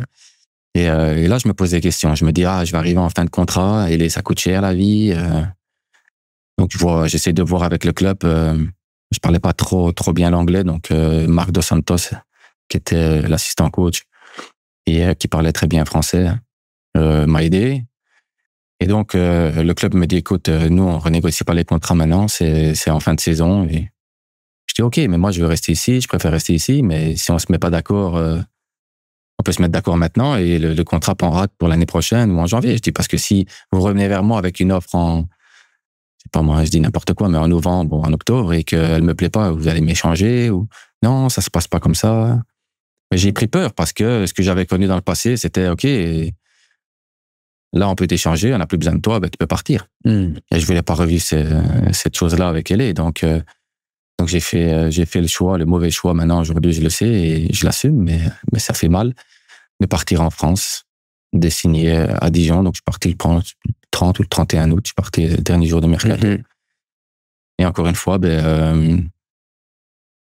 ma femme a dû gérer le déménagement toute seule parce que moi, je devais partir en France parce qu'on m'attendait pour jouer. J'avais raté la pré-saison là-bas aussi, mais j'arrivais, le championnat avait déjà commencé. Ouais. Donc voilà, je suis arrivé dans la précipitation et puis ma femme est arrivée après, mais on s'entend bien que gérer un déménagement Los Angeles-Dijon, ça se fait pas tout de suite et ça se fait pas... L'autre bout du monde. Ça se fait pas comme ça, donc il fallait ramener des choses à Montréal parce que j'avais ma maison ici et d'autres choses qu'il fallait ramener en Europe. Donc elle a géré ça toute seule aussi, puis il y avait l'aspect familial, Nina aussi, il fallait laisser tomber alors qu'à LA c'était bien géré, mais encore une fois, je te dis, c'est un des regrets de ma vie, c'est que j'ai pas écouté personne que j'aurais dû écouter. Et à ce moment-là, c'était trop tard. Une fois que j'avais pris la décision d'y aller, malheureusement, ça s'est pas passé comme prévu. Ta famille voulait rester à Los Angeles? Mais en tout cas, elle voulait pas aller en France. Et pourquoi? Parce que c'était retourné dans quelque chose que vous aviez quitté.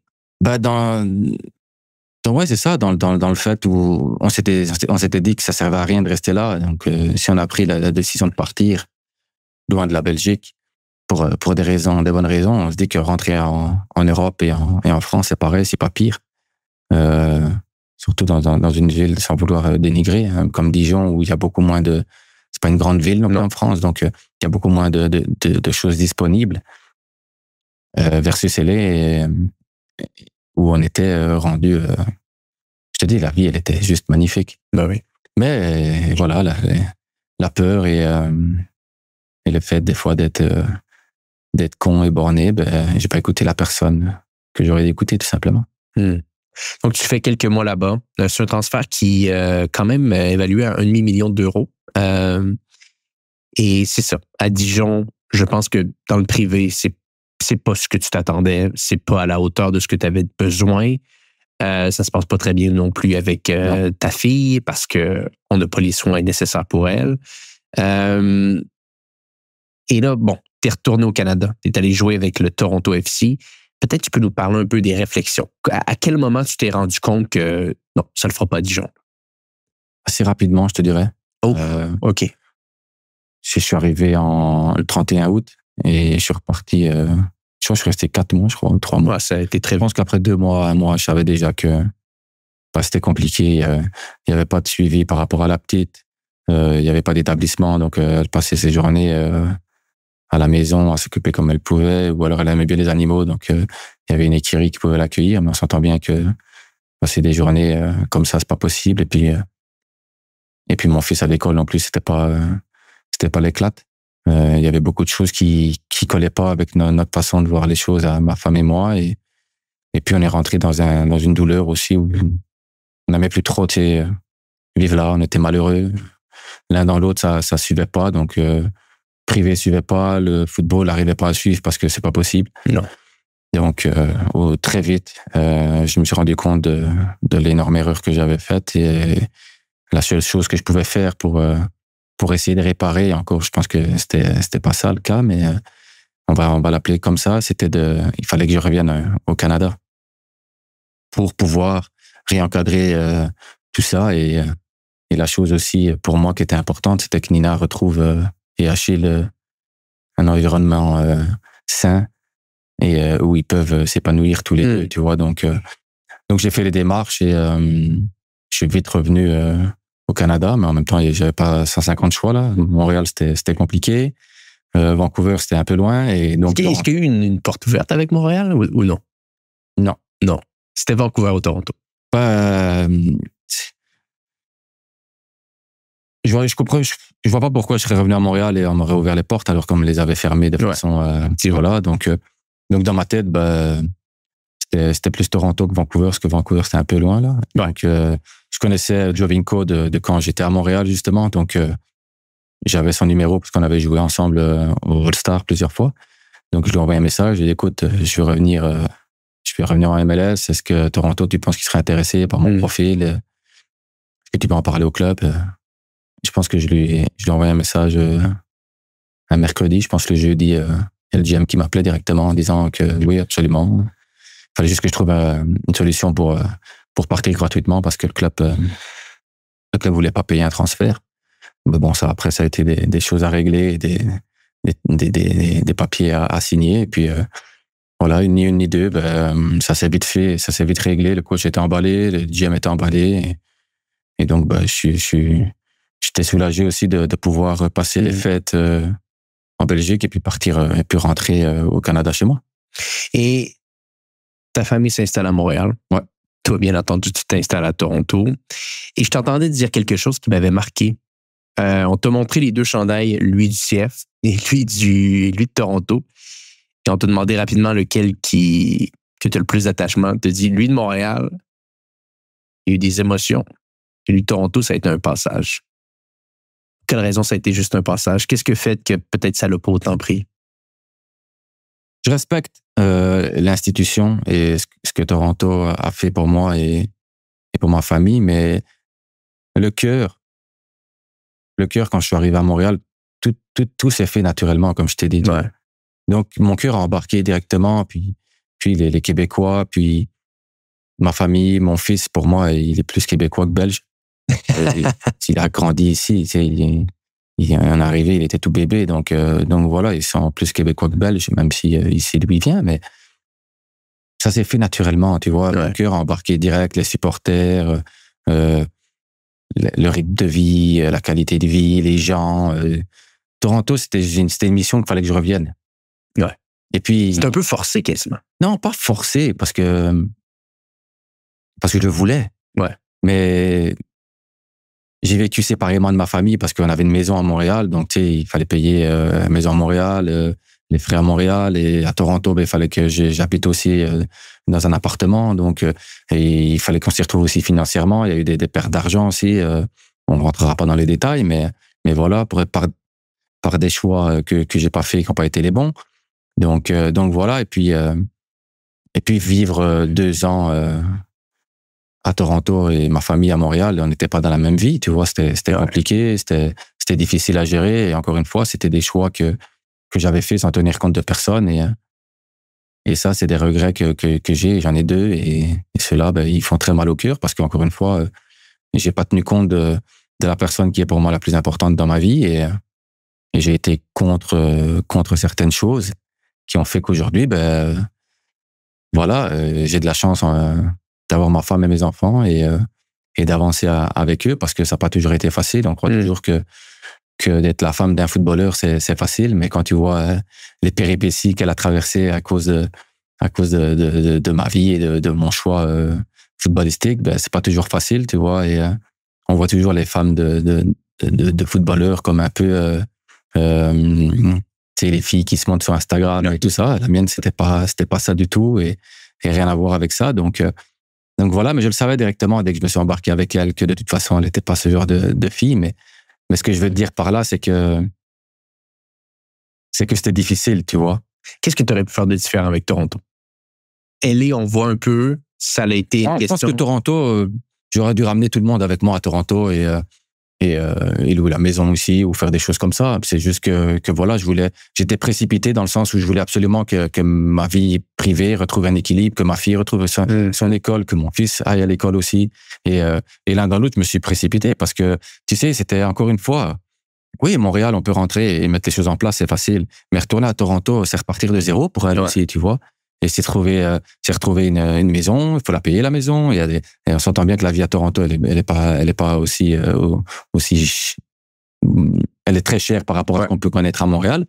Donc, l'un dans l'autre, il a fallu faire des choix, et ça, c'est plus le privé, mais c'est des choix aujourd'hui que j'ai pas fait, enfin, que j'ai fait, mais qui n'étaient pas les bons, et que je regrette.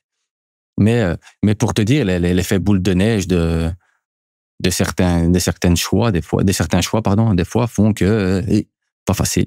Mais encore une fois, j'ai rien à redire contre Toronto, parce que le club est top. Dès que je pouvais rentrer à Montréal, ils me laissaient rentrer à Montréal, et on me donnait un programme privé à faire pour que je puisse rentrer près de la famille.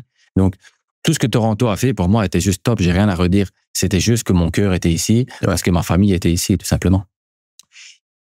Et bon, rapidement, le temps passe, les matchs s'enchaînent, et il y a un son de cloche, le clap de fin qui se met en place. Comment t'as vécu ça? Je t'ai dit, le fait d'être loin de ma famille, ça a été très, très dur et trop dur. Je suis arrivé à la fin à Toronto, je me suis dit, OK, mon contrat, il arrive à la fin là. J'avais dit au club et au coach que je voulais pas signer. Je voulais rentrer à Montréal. Il y avait des possibilités en tant que joueur. Mais pour moi, c'était, voilà, je veux rentrer à Montréal. Il n'y a pas d'autre club. Je n'ai pas fait de demande à mon agent à droite, à gauche, parce que je voulais rentrer à Montréal. Et il y avait la possibilité que je puisse rentrer à Montréal, parce que Olivier Renard, qui était le GM à l'époque, m'a dit, pourquoi pas, nous, on serait peut-être bien intéressés. J'en ai parlé au président, il n'y a pas de souci. Donc voilà. Malheureusement, ils ont dû faire un trade entre Maxi Urruti et Kiki Struna, qui était un joueur désigné à l'époque. Donc, une fois que ce deal s'est fait là, Olivier m'a appelé, m'a dit, écoute, là, maintenant, je suis désolé, mais le deal va pas peut-être se faire parce qu'on n'a plus l'espace pour toute l'équipe. Et je dis, ouais, ok, mais je dis, moi, je veux revenir à Montréal. Moi, je veux rentrer près de ma famille. Donc, il me dit, ok, je peux comprendre et je vais essayer de voir et tout ça. Donc, là, on a discuté avec Thierry Henry, que j'avais connu en équipe nationale, qui me connaissait très bien. Littéralement, ben oui. Donc, voilà, j'avais des possibilités. Du coup, j'ai redéclenché mon agent. Il y avait des possibilités pour aller Qatar, à droite, à gauche. Mais encore une fois, c'était me retrouver seul, sans ma famille. Ça, c'était plus possible. Je l'avais fait. Puis j'avais des regrets et j'ai pas écouté la personne que j'aurais dû écouter, encore une fois. Et là, je l'ai écouté et j'étais en adéquation avec elle. Et je me suis dit, non, je veux rentrer à la maison, je veux qu'on soit ensemble. Et là, Olivier m'a appelé en disant, j'ai parlé avec Thierry, il recherche un assistant coach, est-ce que ça t'intéresse? Et j'ai dit oui tout de suite. Sans penser que j'aurais pu encore aller jouer à droite ou à gauche ou... Voilà. Pour moi, le but, c'était de rentrer à Montréal, de boucler la boucle et puis de rentrer dans mon club où je me sentais bien et où j'avais le cœur qui était toujours resté, tout simplement. C'est le cœur qui parlait, rendu là, c'était plus la tête. Ouais, ben puis il y avait tout qui se goupillait pour moi que voilà, peu importe comment je finissais ma carrière, je m'en fous, je veux rentrer à Montréal, je veux être près de ma famille et j'ai la possibilité de pouvoir rentrer au club de cette façon-là, donc je le fais tout simplement. C'est très fascinant comment tout ça s'est terminé, c'est rare que ça se fait comme ça. Et peut-être on bifurque un peu, mais on arrive à ce moment-là que je voulais absolument parler avec toi. La petite parenthèse, mais elle n'est pas tellement petite, mais c'est quand même une parenthèse. L'équipe nationale de Belgique. Tu as joué avec des joueurs exceptionnels. Tu as joué avec Hazard, De Bruyne, Lukaku, compagnie, Courtois. On les a tous nommés un petit peu plus tôt. Tu as fait la Coupe du Monde 2014. Tu as fait l'Euro 2016. L'Euro 2016, d'ailleurs, que tu as joué des matchs.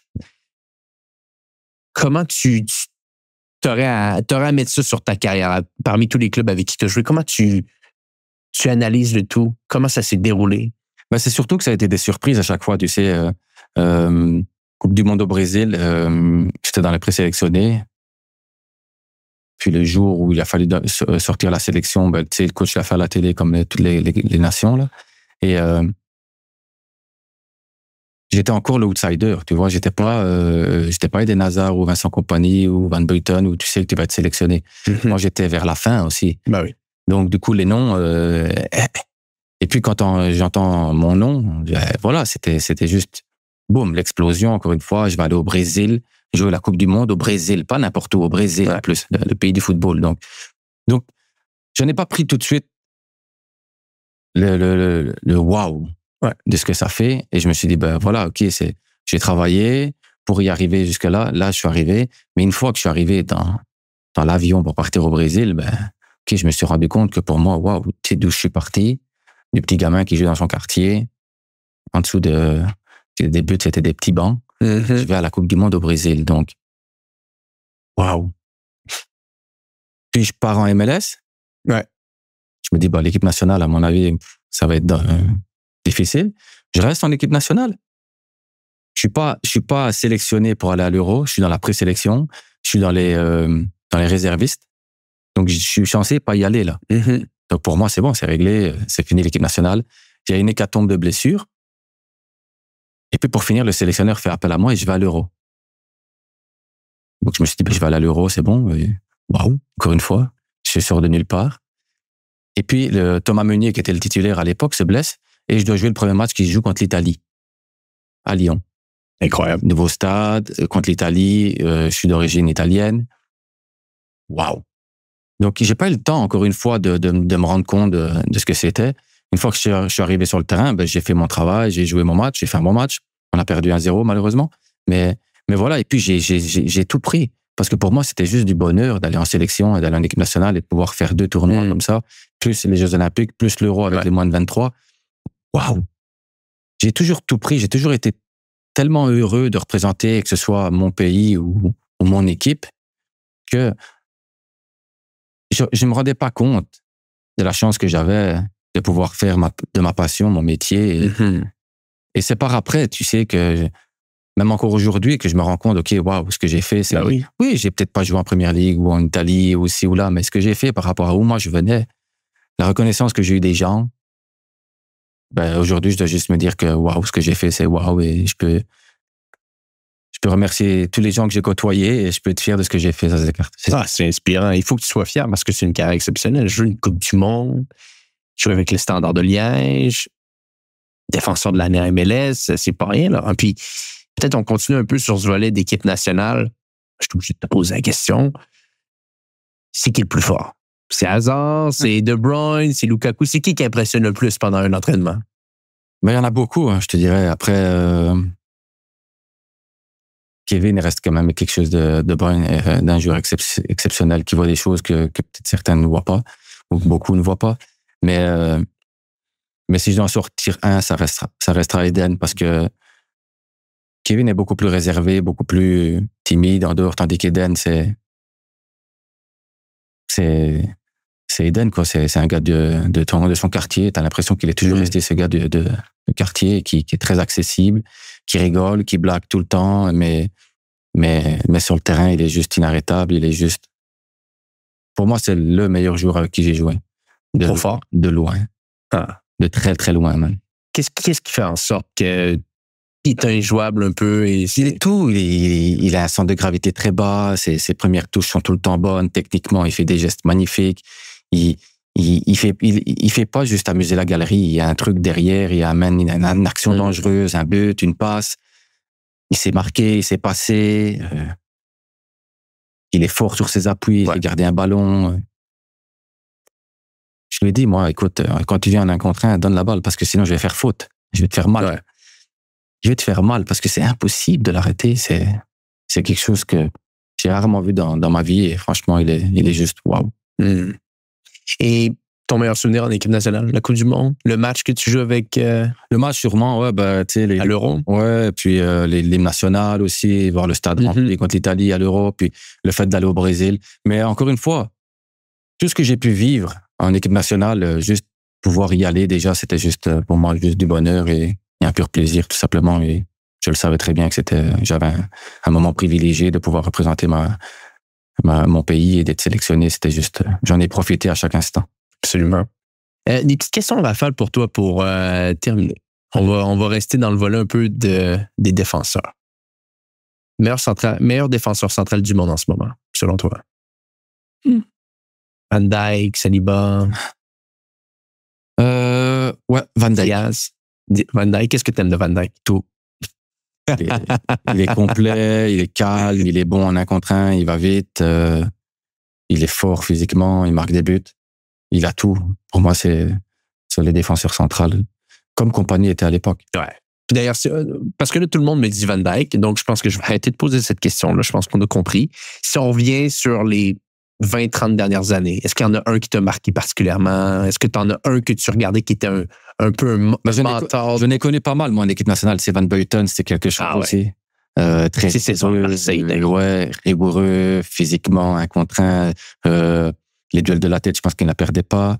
J'ai connu Thomas Vermaelen aussi, quand il était à Arsenal, où il était juste infranchissable. Okay. Vincent, pour moi, Vincent était... C'est quoi jouer avec Vincent? Mais Vincent, il était complet. C'était un peu le Van Dijk de maintenant. Tu sais, il avait tout, physiquement, intelligent, techniquement. Il marquait des buts. Il a été très, très précoce aussi, Vincent. Et, il a gardé les pieds sur terre et il avait une intelligence de jeu. Et... Ouais, franchement, Vincent, il avait tout pour... C'était le défenseur à l'époque. Wow. Mais je te dis, j'ai appris de Daniel Van Buiten. J'ai appris de Thomas Vermaelen, mais encore une fois, Vincent Kompany, c'était quelque chose. Tu nous as dit le meilleur joueur avec qui tu as joué, le meilleur joueur contre qui tu as joué? Ronaldinho. Les Jeux Olympiques. Les Jeux Olympiques de 2008. Il y a 28 ans, il est sélectionné dans les 3 de plus que les moins 23, parce qu'habituellement, aux Jeux Olympiques, c'est les moins 23. J'en ai joué aussi, j'ai joué contre Hulk. Oh! Tu vois, tu pourras regarder sur YouTube, je pense qu'il y a une image marrante, c'est que il vient contre moi en 1 contre 1, il me passe, mais j'arrive à revenir et donc je tacle avec ma tête. Donc en fait, je me lance dans ses pieds, je pense qu'il y a même faute. Et c'était assez comique, mais du coup, j'ai réussi à récupérer le ballon et l'arbitre n'a pas sifflé faute, mais voilà, c'est des anecdotes parce que ce joueur-là, wow. Mais Ronaldinho, c'est quoi jouer contre lui? Bah, lui, tu sais pas où il va aller, tu sais pas où la balle elle est, tu vois rien du tout. Eden est fort, mais lui, c'est pour moi, on peut parler de Messi, on peut parler de Cristiano Ronaldo, mais pour moi, Ronaldinho, c'est... Ah, mais l'année... Je sais qu'il n'a pas fait la carrière qu'il aurait dû. Je sais que Messi, pour moi, reste un phénomène et il mérite tout ce qu'il a eu. Mais pour moi, en tant que pur joueur, pour moi, le plus fort, c'est Ronaldinho. Ben, l'année 2005, qui gagne son ballon d'or et qui rafle tout au Barça avec la Champions League, tout ce qu'il fait, c'est pas des trucs qu'on va revoir. C'est un style... Encore une fois, je pense que voilà, il a sa personnalité, il a ses pour et ses contre, et il aurait peut-être fait une autre carrière s'il avait fait d'autres choix, mais en tant que pur joueur, ouais, c'est waouh. Ouais. Waouh. Tu regardes encore le foot un peu aujourd'hui? Ouais, bien sûr. Tu vois les joueurs qui jouent, les joueurs qui sont dominants, le joueur que tu aimerais le moins affronter comme défenseur. Donc, tu as des attaquants qui pourraient jouer contre toi. C'est qui le joueur là, que tu vois que tu aimerais le moins affronter? Ouais, il y en a quelques-uns. Après, Vinicius, Mbappé. Après, j'aimerais toujours pas jouer contre Messi, par exemple, tu vois, parce que même si c'est plus le Messi que c'était avant, ça reste quand même quelque chose d'exceptionnel. Mais ouais, je te dirais peut-être, Vinicius. Qu'est-ce que tu détestes le plus? Jouer contre un joueur excessivement rapide ou jouer contre un joueur excessivement physique? Rapide. Je pense que tout ce qui est rapide, super bon en un contre un, tu sais, quand tu es isolé sur un côté et que tu as un joueur qui arrive flancer comme Mbappé ou Neymar ou des joueurs Mo Salah qui est juste jouable pour l'instant, c'est dur. Ils arrivent avec la vitesse, ils ont la technique, ils ont tout, et toi, tu dois reculer, et à un certain moment, tu dois prendre un choix. Donc c'est ce genre de situation que j'aime pas. Voilà pourquoi je préfère jouer contre un physique que contre un rapide. Le joueur avec qui tu as développé la meilleure chimie défensive dans ta carrière? On sait souvent des arrières centraux, ça vient d'eux. Est-ce qu'il y en a un avec qui que ça s'est mieux déroulé qu'un autre? Je te dirais que ça va être bizarre et tu le connaîtras sûrement pas, mais la personne avec qui j'ai joué avec Jelle Van Damme, avec qui ça se passait super bien aussi. Mais bon, il a plus joué sur le côté gauche. C'était David Van Den Broek à Courtrai, où lui aussi était prêté. Et écoute, on était tellement complémentaires que c'était facile de jouer avec lui. On se comprenait même sans se parler. Après, j'ai joué avec pas mal de bons joueurs à côté de moi, là, et Badou Kéré aussi à Charleroi, et lui était très très physique, et moi j'étais plus fin, plus joueur technique. J'ai joué avec Kanou aussi au Standard, qui était beaucoup plus grand que moi et qui prenait tous les ballons aériens, et moi c'était plus le reste dans la couverture et tout ça. Donc partout où je suis passé, à part à Bruges, où ça s'est un peu moins bien passé, j'ai eu des connexions avec certains joueurs. À l'Impact, je m'entendais bien avec Baki aussi, Soumaré. Donc voilà, il avait un style différent du mien. Zimmerman, pareil. Haile. On était complémentaires parce que lui, c'était beaucoup le physique. Moi, c'était tout ce qui était technique. J'ai connu Mavinga à Toronto, où on était pas mal complémentaires. Donc, je dirais partout où je suis passé, j'ai eu une chimie avec le gars qui était à mes côtés, parce que tout simplement, c'est ça qu'il faut pour performer. T'as pas le choix. Laurent, qu'est-ce qui t'attend pour la suite? Dans les 3 dernières années, tu as eu un poste comme entraîneur adjoint au CF Montréal. Est-ce que tu veux retourner dans le coaching? Est-ce qu'il y a d'autres choses qui t'attendent? Qu'est-ce qui t'attend pour la suite? Alors aujourd'hui, par rapport à tout ce que j'ai vécu, j'ai envie de fonctionner en binôme avec ma femme. Donc peu importe ce qu'on fera, comment on va le faire, on le fera ensemble. Ça, pour moi, c'est ce qu'il y a de plus important. Et puis, deuxièmement, j'ai envie, et je veux, et on veut être libre de nos choix. Nous, tu sais, carrière de footballeur, c'est bien. Je remercie encore une fois la vie de m'avoir offert tout ça, là. Mais t'es fort pris et tout le temps pris par un contrat. Que ce soit en tant que joueur, mais après, en tant qu'assistant coach. Ou t'as pas le choix de faire des choses parce que t'es pris par un contrat. Aujourd'hui, je suis libre. Et je pense que c'est une chance. Et je m'en vais, je sais pas encore où. J'ai des idées plein la tête. Ma femme en a beaucoup plus que moi.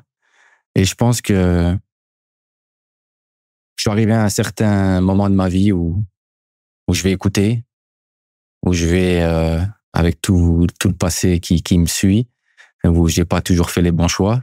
Mais là, j'ai envie de faire les bons choix avec elle. J'ai envie d'avancer avec ça. Je pense que c'est anxiogène un peu pour l'instant là, parce que voilà, on sait pas encore où on va et par où on va, mais ça avance petit à petit, et Et encore une fois, là, tout ce que je veux, c'est qu'on soit ensemble et qu'on avance ensemble. Et je me dis que on a réussi à arriver jusque-là avec les hauts et les bas de notre vie. Aujourd'hui, on a des choix à faire. C'est que du positif qui va arriver parce qu'on est ensemble. Et voilà, j'ai envie de voir le bon côté des choses, le positif dans ma vie et de passer à autre chose. Peut-être mettre le côté professionnel de côté et peut-être plus penser à moi et à nous, tout simplement. Fantastique. C'est inspirant d'écouter, Laurent. Et peut-être pour terminer avec cette vision d'être inspirant, qu'est-ce que tu dirais à un parent ou un jeune joueur qui nous écoute aujourd'hui? Quel conseil tu leur donnerais pour avoir peut-être la carrière que Laurent Simon a eue? Autant le parent que le jeune. Encore une fois, que ce soit le joueur, je pense que ce qui est difficile par rapport à... Je vais prendre un peu plus de temps, c'est de ce côté-ci de l'Atlantique et en Europe, c'est que t'es encadré directement. Regarde, je vais prendre l'exemple d'Ismaël Koné, qui pour moi est un excellent joueur et est une personne exceptionnelle, mais n'a pas été encadré footballistiquement quand il était jeune. Il a dû se faire tout seul, arriver tout seul, et il est passé, je le sais très bien parce qu'il m'en a parlé, par plusieurs galères pour arriver là où il est. Il n'a pas toujours cru en lui. Et aujourd'hui, il arrive à Marseille, où il va être bien encadré, où il va réussir, c'est certain, parce qu'il a la qualité pour réussir. Tandis qu'en Europe, tu es déjà pris tout de suite. Mais ce que j'aime ici, de ce côté-ci aussi de l'Atlantique, c'est que tu n'es pas fixé et borné juste à un seul sport. Ouais. Et ça, c'est bien pour l'apprentissage des petits. Je pense que les petits doivent s'éclater. Ils doivent pas tout de suite être mis dans des colonnes où tu dois performer aussi, ou là, parce qu'il y a beaucoup de business, il y a beaucoup d'argent maintenant dans le football ou dans tous les sports. Et je pense qu'avant tout, on a perdu aussi le fait de passion. Non, je fais du foot parce que voilà, je fais du hockey parce que voilà, il faut performer, il faut être dans des colonnes. Mais non, il faut juste s'éclater. Il faut juste être passionné. Il faut juste avoir envie de jouer. Que ce soit au foot, au soccer ou juste laisser les enfants jouer. Laissez-leur du temps de jouer, laissez-leur du temps. Et après, bien sûr, il faut être bien entouré, que ce soit dans le professionnel ou dans l'amateur. Je pense que si on arrive à être bien entouré avec des bonnes personnes qui donnent des bonnes bases, après, le petit va s'éclater, que ce soit dans le soccer ou dans le hockey. Mais voilà, pas trop de rigidité. Ouais. Essayer d'être un peu plus large d'esprit, un peu plus dans l'amusement, dans l'épanouissement personnel de l'enfant. Et pas seulement dans, OK, mon fils, il va devenir professionnel. Ouais. Et le jeune? Plus jeune, ben pareil, encore une fois, amuse-toi, sois bien encadré, fais plusieurs sports et après tu te décideras d'arriver à un certain âge, comme j'ai dû faire moi et comme d'autres ont fait dans le passé. Mais voilà, et si tu veux réussir dans le sport, il faut t'en donner les moyens. Et pour t'en donner les moyens, il faut faire des choix. Tu peux pas avoir tout et réussir. Je pense qu'il faut faire des choix de qualité de vie, si tu as envie de sortir avec tes potes ou devenir professionnel, ou si tu as envie de faire d'autres choses, voilà, il faut faire des choix et essayer de t'en tenir mais juste éclater. Et après, si tu es bien entouré et que tu as le suivi derrière toi, ça va y arriver, c'est certain. Laurent, ça a été totalement fantastique de discuter avec toi aujourd'hui. Honnête, intègre, des belles anecdotes, que ce soit en Europe, que ce soit en Amérique. Je te remercie beaucoup d'avoir été avec nous aujourd'hui. Je suis convaincu que les gens qui écoutent le podcast vont en savoir plus maintenant sur toi qu'ils en savaient avant et qui sont inspirés par ton discours. Donc, je te remercie. Merci à toi. Et pour les gens qui nous écoutent, on se dit à bientôt pour un prochain épisode du podcast Histoire de foot.